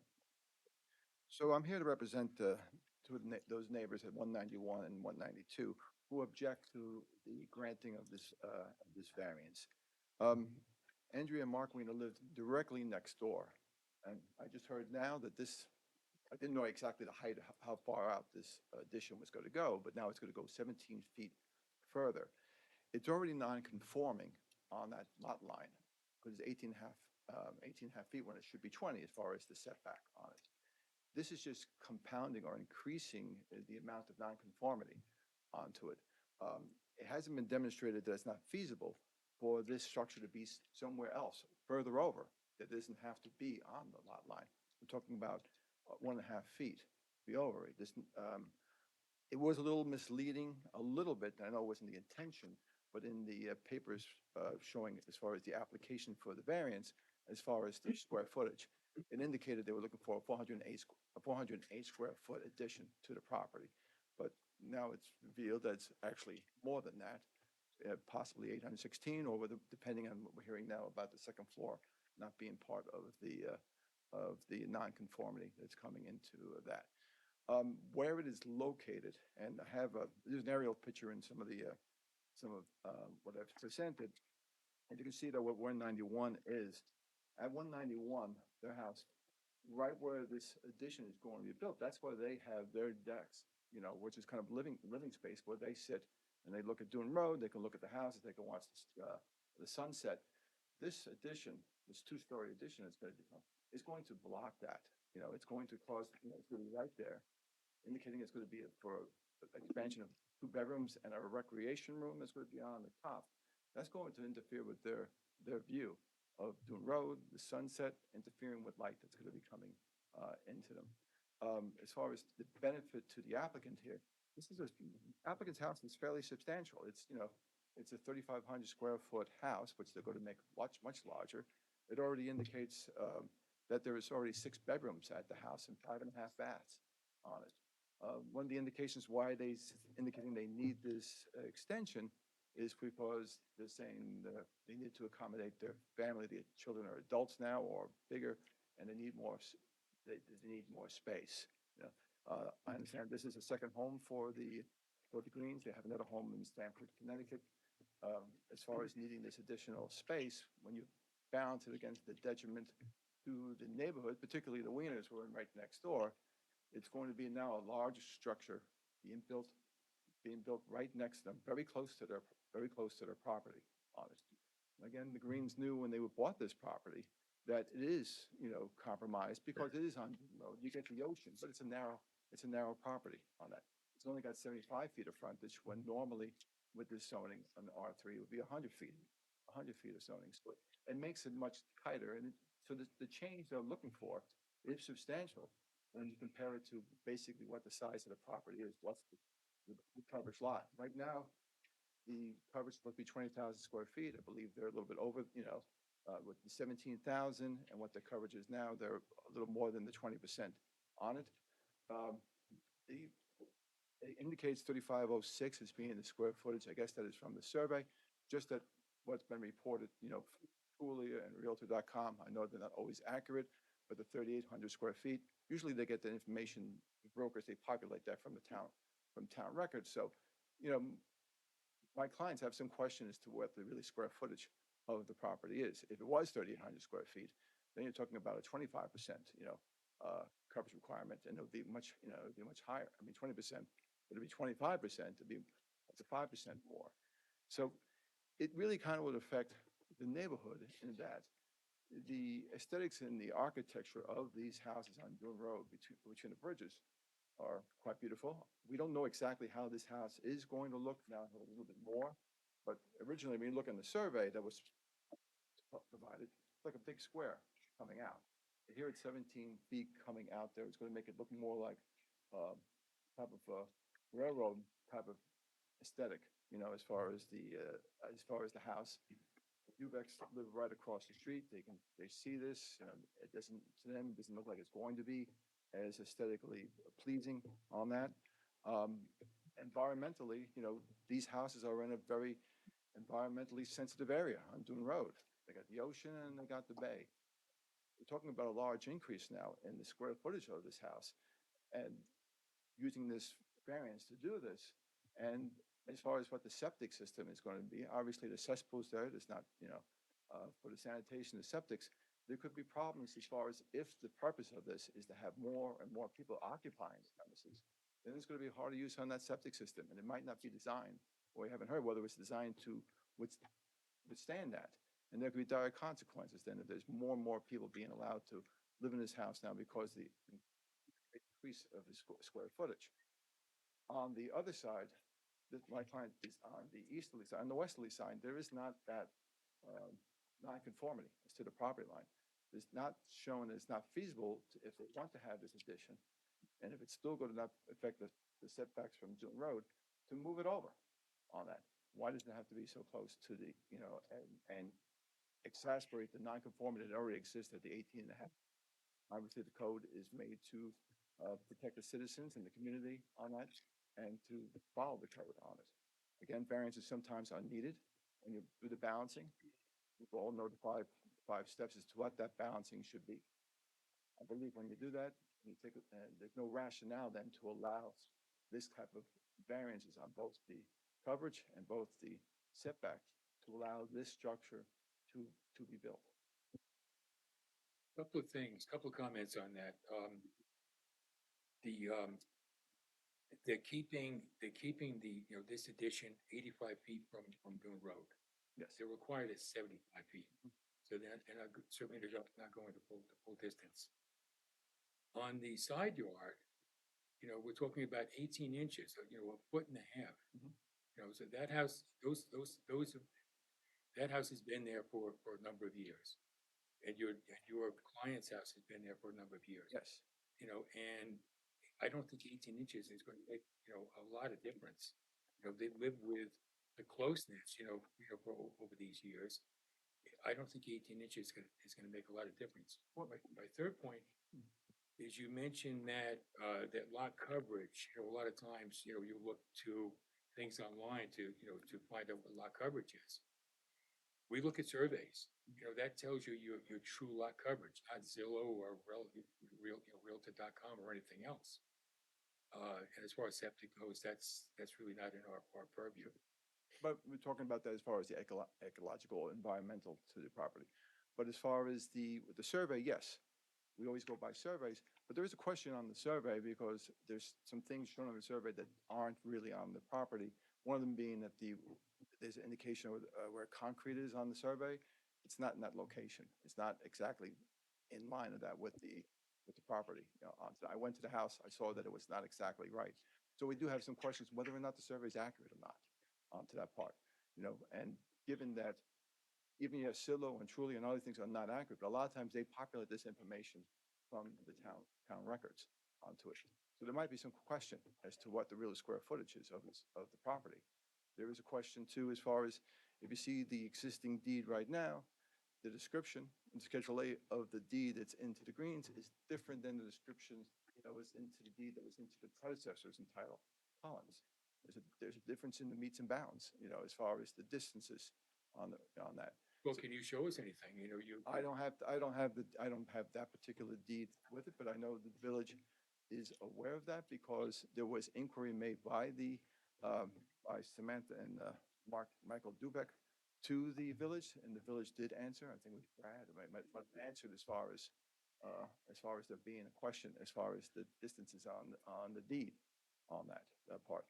You'd have to bring that argument, to us and, and not just, if you heard that, it's got to, you have to bring that argument to us. Well, I'm bringing that argument as far as, just as the question, when you question about using the survey, why does the question of the survey, and I did bring it up in my argument here and in the papers there, a question of whether the survey is completely accurate or not. We just can't go and do another survey of someone else's property, without permission, of course. I haven't seen any prior surveys of the property of 193 to see if there's any kind of discrepancies that might have been there. Wait, what's the accusation over here? What's the accusation about the survey? Well, it might not be exactly accurate. One of the things is that, In what way? well, as far as the description as to the square footage of the house, whether it's 3,500 square feet or 3,506, what it's saying, or whether it's 3,800 square feet, or whether it's a different size, somewhere in You mean between. the coverage calculation? For the coverage calculation, yes, that would be part of, that would be part of it, yes. We rely on surveys. This board always relies on a survey that's in front of it unless there's some evidence presented by someone else that there's something inaccurate. You can't just speculate We're not speculating. I said there was something that was inaccurate about it. about the coverage. Well, no, about as far as the survey, opposed to the depiction of the survey. Some of the things on the survey as depicted are not accurate, well, which could question then to In the the whole survey past, whether it's in not. the past, this board's required anyone questioning a survey to get some evidence from another surveyor or something competent, not just a lawyer coming.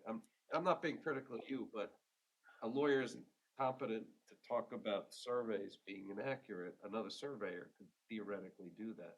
You can't, I mean, he's a licensed professional. And we have a stamped survey from a licensed professional and nothing to counter the accuracy of his survey. So either, find some evidence that would support that, or you gotta Well, I think I have Come up with I might something have an else. email that refers to that from the village, you know, the question, as far as at least what I mentioned before about the Schedule A's being different or the descriptions being different in the deed on that. Yeah. Well, nothing's before this board. I mean, you're talking about something that happened between somebody else. If you want to present some evidence, present it, but I'm just being careful, because we get this every now and then.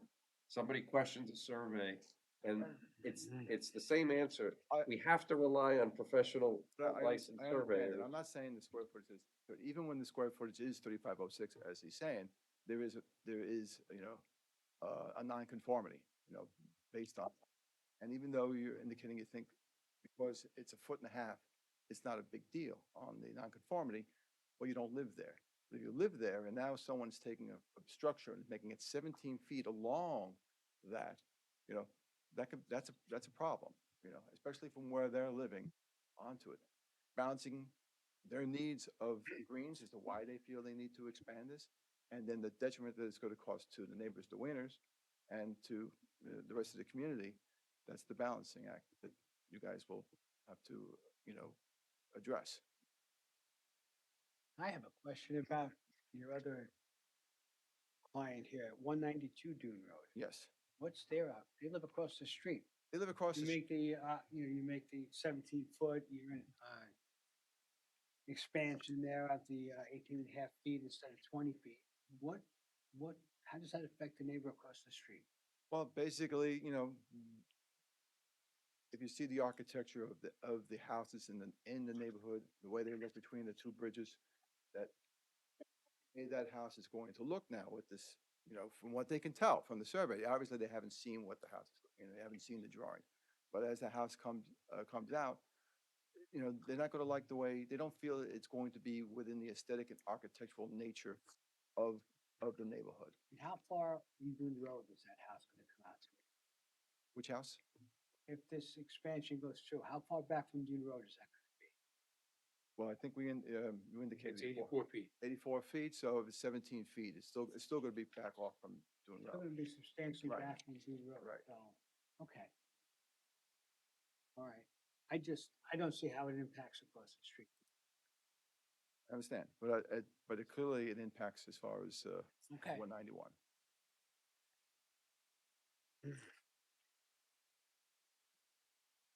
Okay, anything else? Nothing else from me. Okay, thank you. Okay, thank you. Thank you. Thank you very much. Yeah, come on back. Meeting is out. Hi, everyone. Carter Arm again. I just wanted to mention a couple of things in reference to the survey, just for clarity. The square footage, I know the attorney for the neighbors was talking about square footage, but then also talking about things from Zillow. Obviously, the survey is only addressing lot coverage, not house square footage, as I know all of you are aware. So that's two entirely different things. The survey is accurate from David Fox as of, actually it was August of 2023. So it is very current. It's not an old outdated survey that was used for the addition. So it is current for that. And just to address in terms of the aesthetic, and if we were able to go 20 feet as opposed to 18, through part of our design, we were actually doing it for what we thought was the nicest, most aesthetic thing for the neighbors in maintaining the exact footprint and the exact wing width that we had, that we didn't create any odd jogs in the building. It's just sort of make it look like it could have always been built that way. So it's just sort of an extension of what the existing architecture was and not trying to create it as something that didn't belong in the first place. Nothing more. Thank you. I just want to respond to, clarify a couple points that were made. One is that I just want to point out that even with the expansion, our proposed lot coverage will still be lower than the lot coverage that currently exists at 191 Dune Road, which I think is an important point. I know there was some mention of the septic system, which I know is not before this board, but I do want to put on the record that septic system is obviously tied to bedroom count in a home and not number of people that are in and out of the house. And we are not expanding the number of bedrooms in the house. We're simply enlarging the 2 bedrooms that are on the first floor of the front of the house. And Mr. Lynch pointed out that, you know, the expansion will have a negative impact on the environment because it's an environmentally sensitive area, which is exactly why we are limited in where we can expand the house because it is an environmentally sensitive area. We're careful not to encroach into the coastal erosion hazard area or near the 75-foot crest of the dune. And we are we're proposing this addition on the north side of the house. And the house itself, that's where the 2 existing bedrooms are located, as well as the garage. This really is the logical place for this expansion. And then to answer the question as to why we can't move the expansion further to the west, if you look at the plans of the house, you'll see, sorry, you can see it on the elevations, but the west of the house is the entrance to the house with the stairs. So we can't expand it in that location.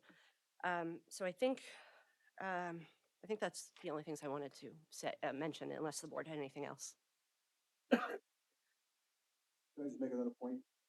Absolutely.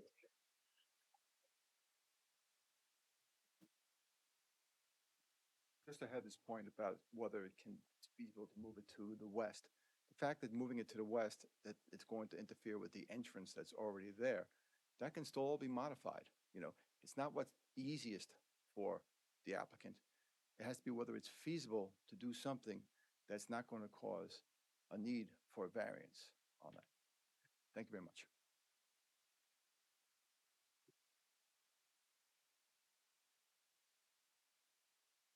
Anybody else? Okay. We got some homework, but I still like to make a motion to close. Close. Yeah. Second by John, all in favor? Aye. Okay, so we'll have a decision, April. Thank you for that. So let's see. This one. Okay, Jay Douglas and Julia O'Neill, 25 Aspetuck Road. You back? She's back. Applicant requests variances 197-6D for proposed northerly connecting addition which subjects the garage to principal setbacks resulting in a proposed rear setback of 5.3 feet where the minimum required is 50 feet and 197-29-1A for proposed which represent proposed increase in gross floor area of a pre-existing dwelling with a non-conforming second, front yard setback to existing proposed and 50 feet required. For the applicant. I'm William Hine. My office is William Frederick Hine, architect at 492 Montauk Highway in Eastport. The owners, Doug and Julia O'Neill, are here. If you have any questions for them, they'd be glad to answer those. They've owned this property since 2005, and they've lived there full-time since COVID. Their children are enrolled in the West Hampton Beach schools, and they plan to stay in this house for the foreseeable future. The project consists of raising the second floor of the house. It's a 1.5-story house. In parts of the corners of the house, it's only 2 feet 3 inches high, really not considered habitable space. So the idea is to raise the roof on the house, fill in some of these corner attic spaces as well, as we increase some of the room sizes a little bit, develop another, there's only 1 bathroom on the second floor. We'd like to get another bathroom there, develop some more closets. Older houses tend not to have a lot of closet space. We want to develop more closet spaces up there. So the work is 142 square feet that we're adding to the second floor as well as raising the roof. 82 square feet of it is conforming, 60 square feet of it requires the variance. We're also adding over the covered porch, which is 1 story with a flat roof. And that again to accommodate the larger rooms, the additional bathroom and closets. That's 145 square feet. The total number of bedrooms in the house is not changing. This work is all being completed above the footprint of the existing house and covered porch. We're not adding out into the yards in any way. Currently, a portion, well, the corner of the porch is 37.2 feet from Aspetuck when 50 feet is required. That's a 25.6% reduction, but the porch already exists there and we're adding directly above it. And this is the addition that represents the prohibited increase in gross floor area of the pre-existing dwelling with the non-conforming second floor setbacks. There's a second portion to the project where we're adding between the house and the garage. The garage is seen as detached. There is a short breezeway between the two, and we plan on filling that space so that we can do a proper stairs to get from the first floor up to the second floor and down to the basement. That Well, addition, let's take a minute to talk about that. You're connecting an existing garage. There's already a non-conforming house. correct. So now you're gonna make the house non-conforming. You're gonna put the house. So what do you plan to do with the garage? It remains exactly as it is. We're going to do the finishes over, roofing, siding, doors, windows. But as far as the roof line, the roof pitch, the floor plan of the garage, we're not doing anything to that other than That's always attaching. going to stay a garage. Correct. It As it remains is. a You're two-car not going to garage. make it into a and- game room No, or, we've seen that before. Yeah, Kind of. yeah.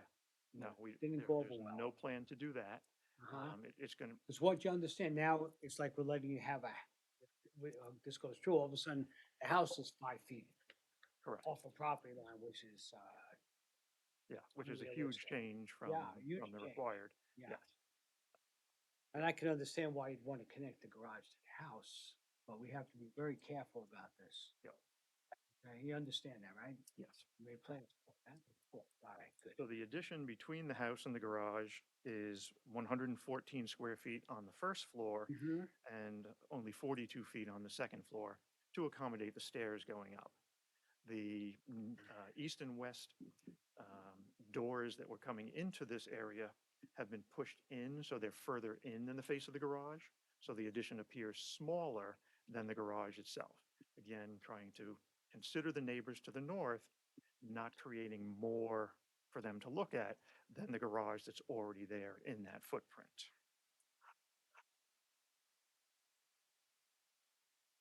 Okay, I did present a single and separate title search, which does show single and separate ownership of the property back until prior to 1953. The Town of Southampton GIS mass appraisal information shows the house, porch, and garage were built in 1931. So they definitely predate zoning here in the footprints that they're in. The tax appraisal also calls it out as a 1.5 story house with an enclosed porch. They consider it as an attached garage. I'm not quite sure why they did that. There is a breezeway between them. It is roofed over, but it is not enclosed. So when I talked to Brad, we were saying that the garage was basically an accessory structure, but. Okay, so it is all, Brad says it. I mean, to be fair, our code actually, it is connected as part of the principal structure. I didn't realize that that tiny little roof thing exists. I thought it was just all new. But okay. nonetheless, I think the point taken about the garage is close to the property line. Moves the garage. Okay. So definitely, these are non-conforming structures, basically buildings or structures lawfully existing. Pre-existing non-conforming. Correct, yeah. And we do have COs and certificate of compliances in the submission for everything that's on the property. Okay. It's a non-conforming lot, any lot lawfully existing in single and separate ownership, and we did provide the single and separate, which does not conform to the dimensional regulations of this chapter. It does not conform in area, and it does not conform in lot width. It does not fit into lots with small dimensions because it does not meet the required area for lots in this district. In R1, you're supposed to have 40,000 square feet of property, and the O'Neills have 15,008 square feet of Well, property. they're just gonna have to leave. Okay. So basically, they're looking at a lot that's 37% of the size required in Understood. R1. Yeah. The 150-foot minimum lot width, they've got 114.9 along Church and 135.74 along Aspetuck. So again, they don't meet the lot widths. They are a corner lot, so they do have 2 front yards, again, pushing them further away from the corner. I think I heard about Maximum allowable lot coverage is 20%. Currently, the lot coverage is 12.4%. By the time we're done, we'll have a proposed lot coverage of 13.2%. So again, we're only at 66% of the maximum, so we're well under on lot coverage. The maximum allowable floor area is 30%. Currently, we're at 14.9%. When we're done, we'll be at 18.3%. Again, we're only at 61% of the allowable floor area for the residents. Current house is 23 feet high. We propose, as we lift the roof up, to go to 30 feet 1 inches, which the maximum, of course, is 32 feet, so we're well under that as well. So the proposed additions are well under on lot coverage, maximum floor area, and height restriction, and we're not overbuilding for the size of the property. Our difficulty is adding on to the house with all of the non-conforming setbacks. In the submission, I did include a site plan, and if you look at the setbacks for the house, the red lines that I put on there, the house is sticking out of the package in 3 different directions. It does not conform to any of the setbacks. The garage is also out of the accessory building setback. So nothing on this property is conform. So in the code, under definitions, it says main building residential.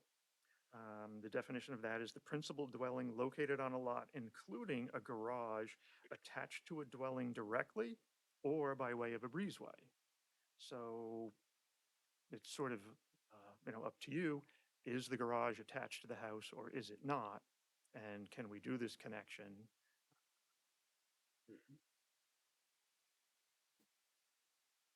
Okay. As far as an undesirable change being produced in the character of the neighborhood, this area is mostly residential. Across Aspetuck to the east is the tennis club.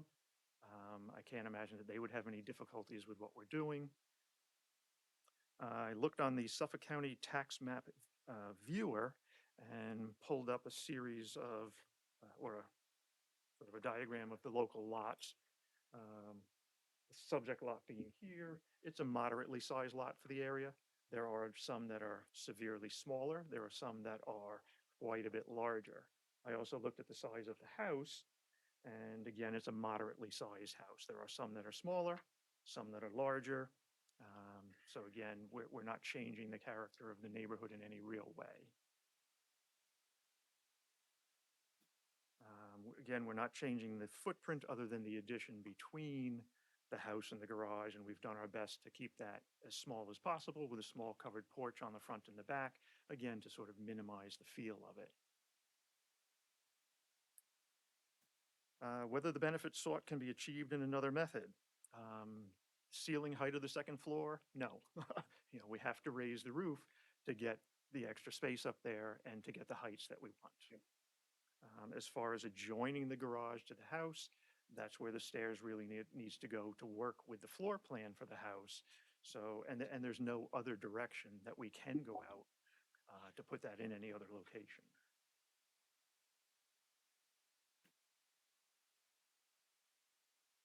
Whether the request is substantial, I think the reduction of the front yard from 50 feet to 37.2 feet, which is a 25.6% reduction, isn't minor, but it isn't totally, as large as I've seen before.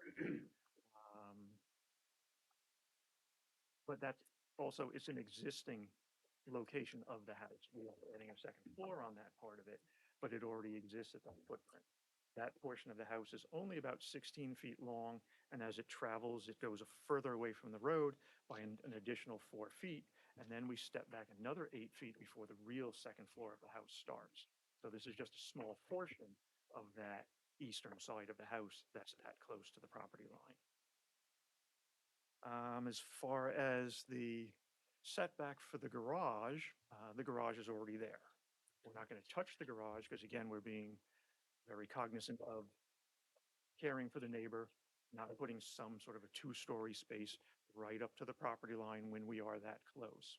Doing our best to maintain the garage exactly as it is. The only change will be a small roof cricket that will be on the opposite side from the north neighbor, so that we can just get the water out between the wall of the house and the garage roof. So again, we're keeping everything below the ridge, keeping it very modest, and again, hoping that the neighbor doesn't have a conflict with it. I don't see the neighbor to the west have any problems with what we're doing because we're quite a bit a ways from them. I don't think The we've neighbor to the south is We on haven't the heard from the haven't neighbors, heard right? from anybody. Have you heard from the neighbors? Okay. yeah, so then we have the neighbor to the, Notification. Okay. yep. We have the neighbor to the south who's across Church Lane, so they're quite a distance away. And the existing house shields this area with the garage and everything. They couldn't even see it. I can't imagine that the tennis club would have any objection to what we're doing. Can't matter, think it would matter to them. So definitely it's the north neighbor who's going to be concerned the most, and we have kept the garage in its, original form as best we can. We will, of course, re-side it, re-roof it, new garage door, things like that, to bring it up to the finishes that we're putting on the rest of the house. Whether the proposed variance will have an adverse effect or impact on the physical or environmental conditions of the neighborhood, we don't have any sensitive environmental areas near there. We're not in wetlands. We don't have a creek or a pond nearby. We're not going to take down any trees or anything like that. We're going to move a few foundation plantings, and that's about it as far as impact on the environment. Whether the alleged difficulty was self-created, we don't believe so, in several ways. The existing non-conforming lot is severely undersized for R1 in both area and dimension. It's a corner lot, so we have two front yards with two front yard setbacks. And the house was constructed in 1931 prior to zoning, and nobody was concerned with any setbacks at that time. So again, we're suffering with what they did then. Now that zoning exists and we have regulations to follow, but in 1931, they weren't concerned with that. Gotcha. Thank you. Thank you. You're welcome. Okay. Good. I don't. Thank you. Board members, Questions or- questions? Anybody else have questions for William? Or the O'Neills, anybody? Good, okay, so we'll set them for, You mentioned the current stairs, are they non-conforming? That, They were, yes. The rise and the run of those yeah, did not meet the current codes. okay. Any board member, has any, unless we have anything else, I'd like to make a motion and we go ahead and close this hearing for a decision in April. Second. Second by Jim, all in favor? Good, thank you. thank you very much. Thank Thank you, you. folks. Thank you. Thank you. All righty, let's go. Number 9, Mark and Christine Tobin, 185 Dean Road.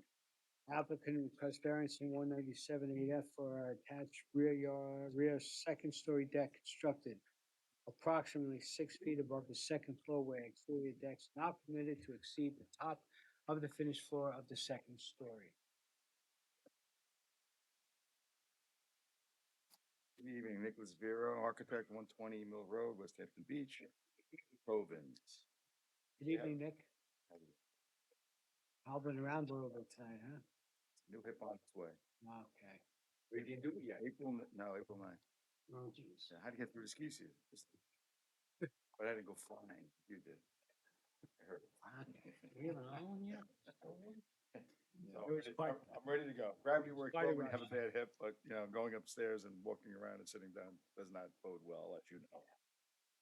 April 9th. So I probably won't see you guys until. Well, good luck with that. Promise? Thank you. I promise. I promise. Good. What do you got? All right, here for the Tobin. So we have a little bit of a history here because I started this project probably somewhere in the middle of 2017. On December 1st, 2017, upon submitting drawings to the building department, we received a denial letter from Mr. Houlihan, respectfully, which required us to come before the board for a couple of variances, side yard, We remember. existing location. Sure. One of the things that we failed to do was advertise for our elevated roof deck, okay? Right. In my package, I gave you the drawings that were reviewed by this board back in December, I think, or maybe January of 2017. No, actually, we got a variance in January. It was granted in January of 2018. So I guess our hearing was probably in December 2017. It was closed, obviously approved. But one of the things that we failed to do was advertise for the elevator roof. Okay. You have those drawings. I believe there's some things that are marked up in red. During the course of construction, the roof deck actually got elevated because the Tobins wanted some more glass. It was ignored, not maliciously by myself, but it wasn't. It's really roof decks? Sorry? Are they really considered roof decks? That is, Oh, yeah. it is a roof deck. So we're elevated. So we actually step up to this roof deck that you see in the back. Not a of the house. balcony. It's not a balcony. It's not a balcony that comes out of the master bedroom, second floor. It's actually up. So our first floor plate height at the living room area, I believe, is 15 and a half feet. So we're probably at 16 feet to the top, 15 and a half feet to the top of the roof deck, which is nestled in underneath the roof line. It wasn't brought to my attention that we failed to do this until Mr. Hammond came in to inspect. And I forgot, Brad, which inspection that was. I know windows were in because you probably had access at that time to go through a door. It might have been your insulation inspection, I believe. Framing inspection. Framing inspection? Okay. So Mr. Hammond asked us and reminded me to come before this board, ask for approval for leaving the deck where it is. Yeah. On that level, okay? Just to put this in your mind, this board granted a variance, something similar, which came before this board in July of 2022 for the Andersons at 317 June Road. And the board granted us a roof deck in similar fashion, which I believe is 14 and a half feet above the first floor. Very similar. It's nestled into the roof line. You know, our views obviously from the upper deck to the ocean. I do not believe there's any opposition from any of our neighbors. I know the Tobins get along very well with their neighbors. Christine Tobin grew up in here. I think she grew up in this house. It was her house that was handed down to her. Our boys grew up here, so it's not like it's a part-time house. It's a full-time house for them. We've never allowed a roof deck. This board has, we've had applications in the past. We have always denied them. But the roof Gerald- deck is not on the main roof of the house. It's nestled in to the deck. Again, it wasn't advertised, but you did give us a variance for Anderson. It was advertised at 317 Dune Road. Could you provide us with some paperwork on that? Absolutely. I only have one. What is the variance that we gave them? Let's see here. Right? Yeah, we didn't give them for the upper deck. It's advertised for that. That was one of the things that we made sure because of this one that we put on our application and presented to this board. I can provide you with copies of this. If you want to see them, I'll make copies. I'll give them into Megan. You know, can look at this thing for our next meeting if you want to hold this thing over. I'd be more than happy to do that. You won't be here. What would that meeting be? I'll be here. 18. Yeah, I'll be up in that. I'll be riding my bike to that. But maybe I'll have to come, you know, use for physical therapy, although no, I have to go to. So I can provide you with that. But if you look at the drawings that the board looked at back in December of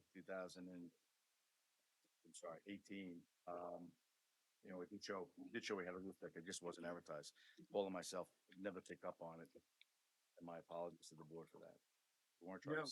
Now, do you have building plans, you know, for that, you know, to incorporate that roof from 2018? Yes, I do. You do? And If I now- gave you the elevations of those plans that we presented before the board, I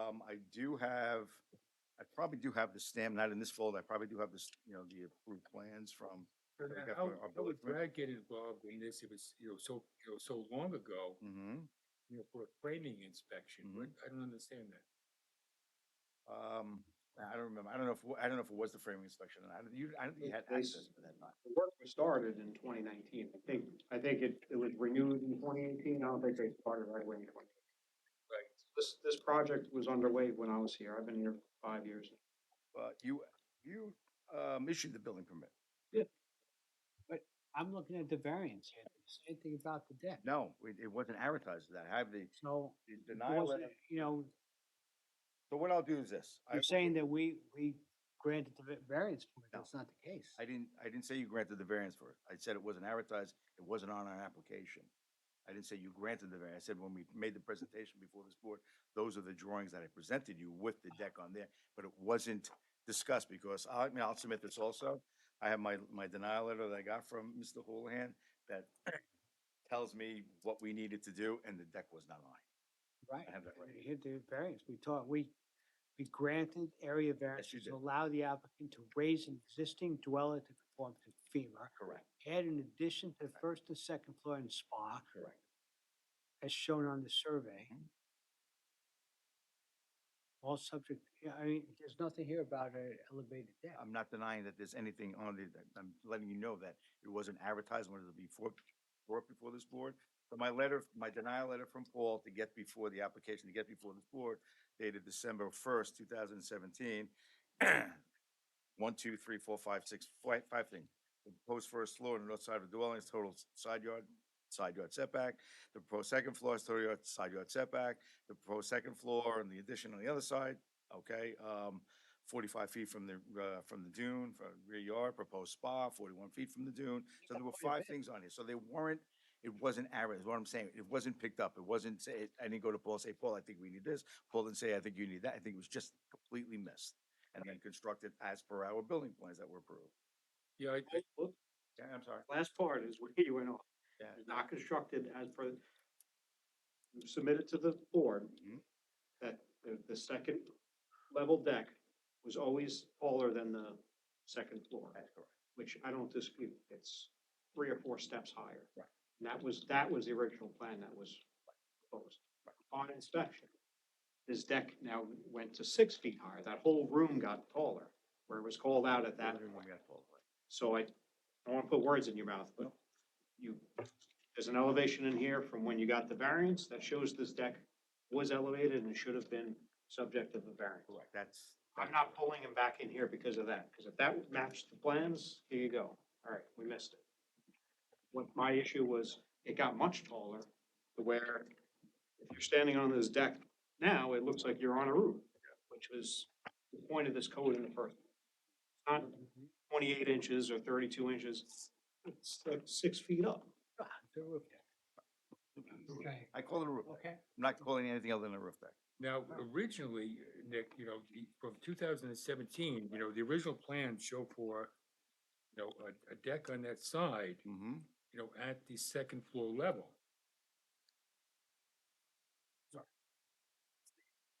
You gotta go to the rear elevation. That's the rear elevation. So that deck right there was 12 feet. Plate height, the top of the deck was 12 feet.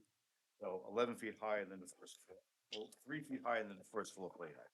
First floor plate height is 8 feet. So 3 feet higher. So those are the drawings that were presented as part of the package for my hearing to the board. Something we missed, okay? Something I missed, something Paul missed when he wrote the denial letter, something that, when I presented to this board was an accident, wasn't done deliberately. And during the course of construction, they wanted to elevate the room higher. Again, something that I forgot about. Of course, it's on the ocean, they want to have a higher deck. It's not No, a it wasn't a living- higher deck. They wanted the higher ceiling in the living room. It had nothing to do with the deck. But, we had the deck, proposed in our original drawings and it became higher because of that. It was very difficult even to get up there because I had a, They have a lot of nice decks. well, Beautiful on this house, they don't. Beautiful house, They have a lot of nice decks. It's good. Now, you're not presenting this as an as-built, you're presenting it as something that you were saying that slipped through the cracks. Well, I'm presenting it as how it's built. I mean, it's there. Right. I don't know if It's already I don't know there. who went to We the, saw who it. went to the site. You went to the site. Yeah, I've seen that. So, it is built, okay? So, obviously it was built without approval from this board. And I'm not denying that I made a mistake on that, not presenting it properly and advertising it properly. I guess my question is, why is it coming to us now? Are they selling the house? No, no, we're trying to, Never got a the CO. house is finally Oh, you never finished, got well, the CO. somewhat. Oh, they never We're got a trying to- CO. We're trying to get a CO. Still don't have health department because that's a whole other issue. The contractor built the septic system in the wrong spot, so now I have to go cover, yeah, it's just, it's been a nightmare. Trust me. These are the jobs that Nick Vero and any other architects would lose lots of money on, okay? 2017, it's what year is it now? 2024? So I was a young man 7 years ago, the old one. And here we are. Still are. Still trying to, Just your hip is old. You'll get a new one, you'll be like the Bionic Man. it's only one. It's all good. This denial was originally drafted January 30, 2020. I guess, granted, it got a little crazy. That's, Well, that was COVID. haven't approved anything since then. There was an amendment. Right. It has to come back before your board. Here we are 4 years later. So you had the opportunity to change that 4 years ago. Yeah, well, maybe not in 2020 because I don't know, what was the date on the letter? January of 2020. 2020, so probably the time I got the letter and, everything hit the fan at that point, so again, slipped through the cracks, talked to the Tobins about it, trying to get all the other, things straightened out with their contract and the septic system, it's still not done, so here we are. Well, that still doesn't answer the question. I mean, that's, the Tobins were aware of it, in 2020. They got a copy of that denial letter. And they chose to do whatever they did to move forward on it, I guess, right? Because it's, I think it's built. at that point, I think the house is pretty much, other than little things, little punch list stuff, house is pretty much done at that time. I thought it was an inspection on framing. I don't remember I don't remember when Brad did the framing. All I can tell you is when we got the letter and, started to address it at that point. Well, a framing inspection would have showed, that would have showed up under a framing inspection. So I'm gonna look for that letter that I got. I'll go back in my notes. I'll look for that letter and I'll provide you with that also.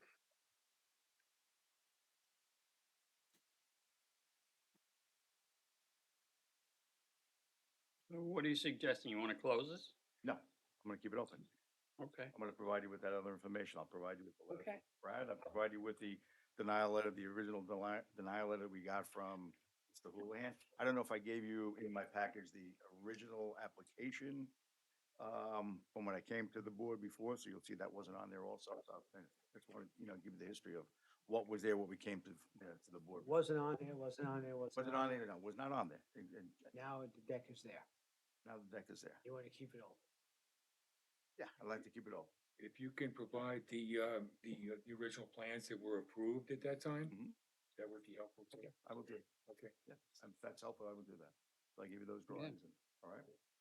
And then I'll talk to the Tobins with the possibility of, make it go away. We have to do that down the road. So something they may have to Then, think about. if you really can't make it, just let us know ahead of time. We'll hold it over for Yeah, you. I'll be able to make it. I'll have my wife drive. I have an elevator. There's a rep out there. You're a tough guy like that.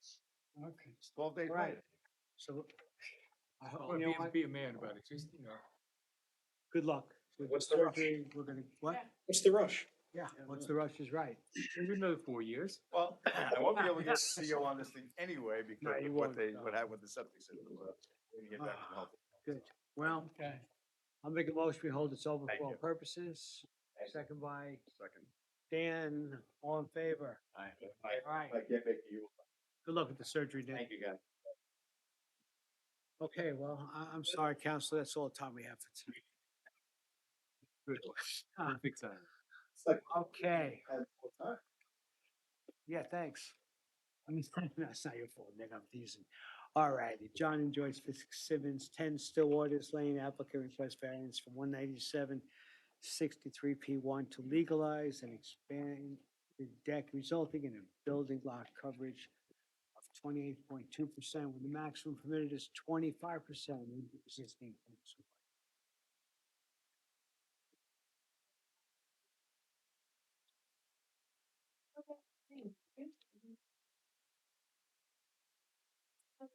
Jackie Morley from Toomey Latham Shea, Given Porterville, Riverhead, 33 West Second Street, Riverhead. I'm here on behalf of Don and Joyce Fitzsimmons at 10 Stillwaters Lane. This is for legalization of their existing deck, which, and I'll just give you a very, very brief history. We have all seen it. Okay, good, okay. just so you know that. Okay, that helps. So they, they've been at the property since 1978.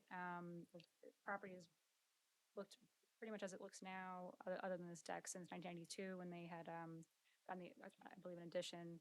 And we provided the COs and with our application as well. And they have a tennis court and the pool house in the rear as well. In the narrative, I had provided two aerials. You've all been to the property now. You see Yep. really all that occurred. And I felt the aerials really did the best job of showing what's changed. They just extended back a little bit, but still primarily within the very much the same footprint, and filled out the deck around that little pinch point that used to exist prior to this. There were stairs that were leading out of the house onto that first the one deck. They evened that out and squared that off. An important point, I think, is that this deck has gone no closer to either side property, and it has just gone a little further into the rear yard. But that tennis court, as you saw, is in the rear there. It's and the rear boundary line is very far away from the house. That none of this area, just to hit the standards. I mean, I'll go so quickly. We do believe this is not substantial. There's no, additional. There was not any additional disturbance of areas that have not already been disturbed. This is already, had been cleared and landscaped lawn that's just been placed over there. Um, like I said, for both the character of the neighborhood, there's a number of properties similar to this in the area. They all have the deck, pool, similar house. Obviously, we're aware that we're coming to you backwards. I don't believe they realized what they had done with the overage. It's a 3% overage. They're afforded the additional 5% because of the tennis court there.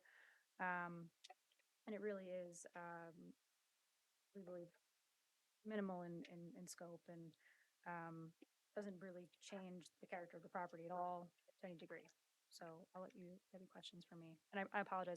I feel like I've rushed a little bit there. So You've been here for a long time. yes. Yeah, this is pretty straightforward to me. I don't have any questions for you. You should take me first. Okay. It was actually very informative. So. Want to put legalizations, built withouts at the end, so there's a little bit of pain that we. There you go, okay. Yeah, we're bored out now. So make your job a little easier. Here we go. Well, we're all set on this one. I'll make a motion. Go ahead and close this hearing. The decision at the April meeting, second by Jim, all in favor. Okay, thank you. Have a good night. Thank you. Okay, we don't have any other extensions, anything else going on, right, maybe? So I'll make a motion. We close tonight's hearing. Second. Second by Joe, all in favor.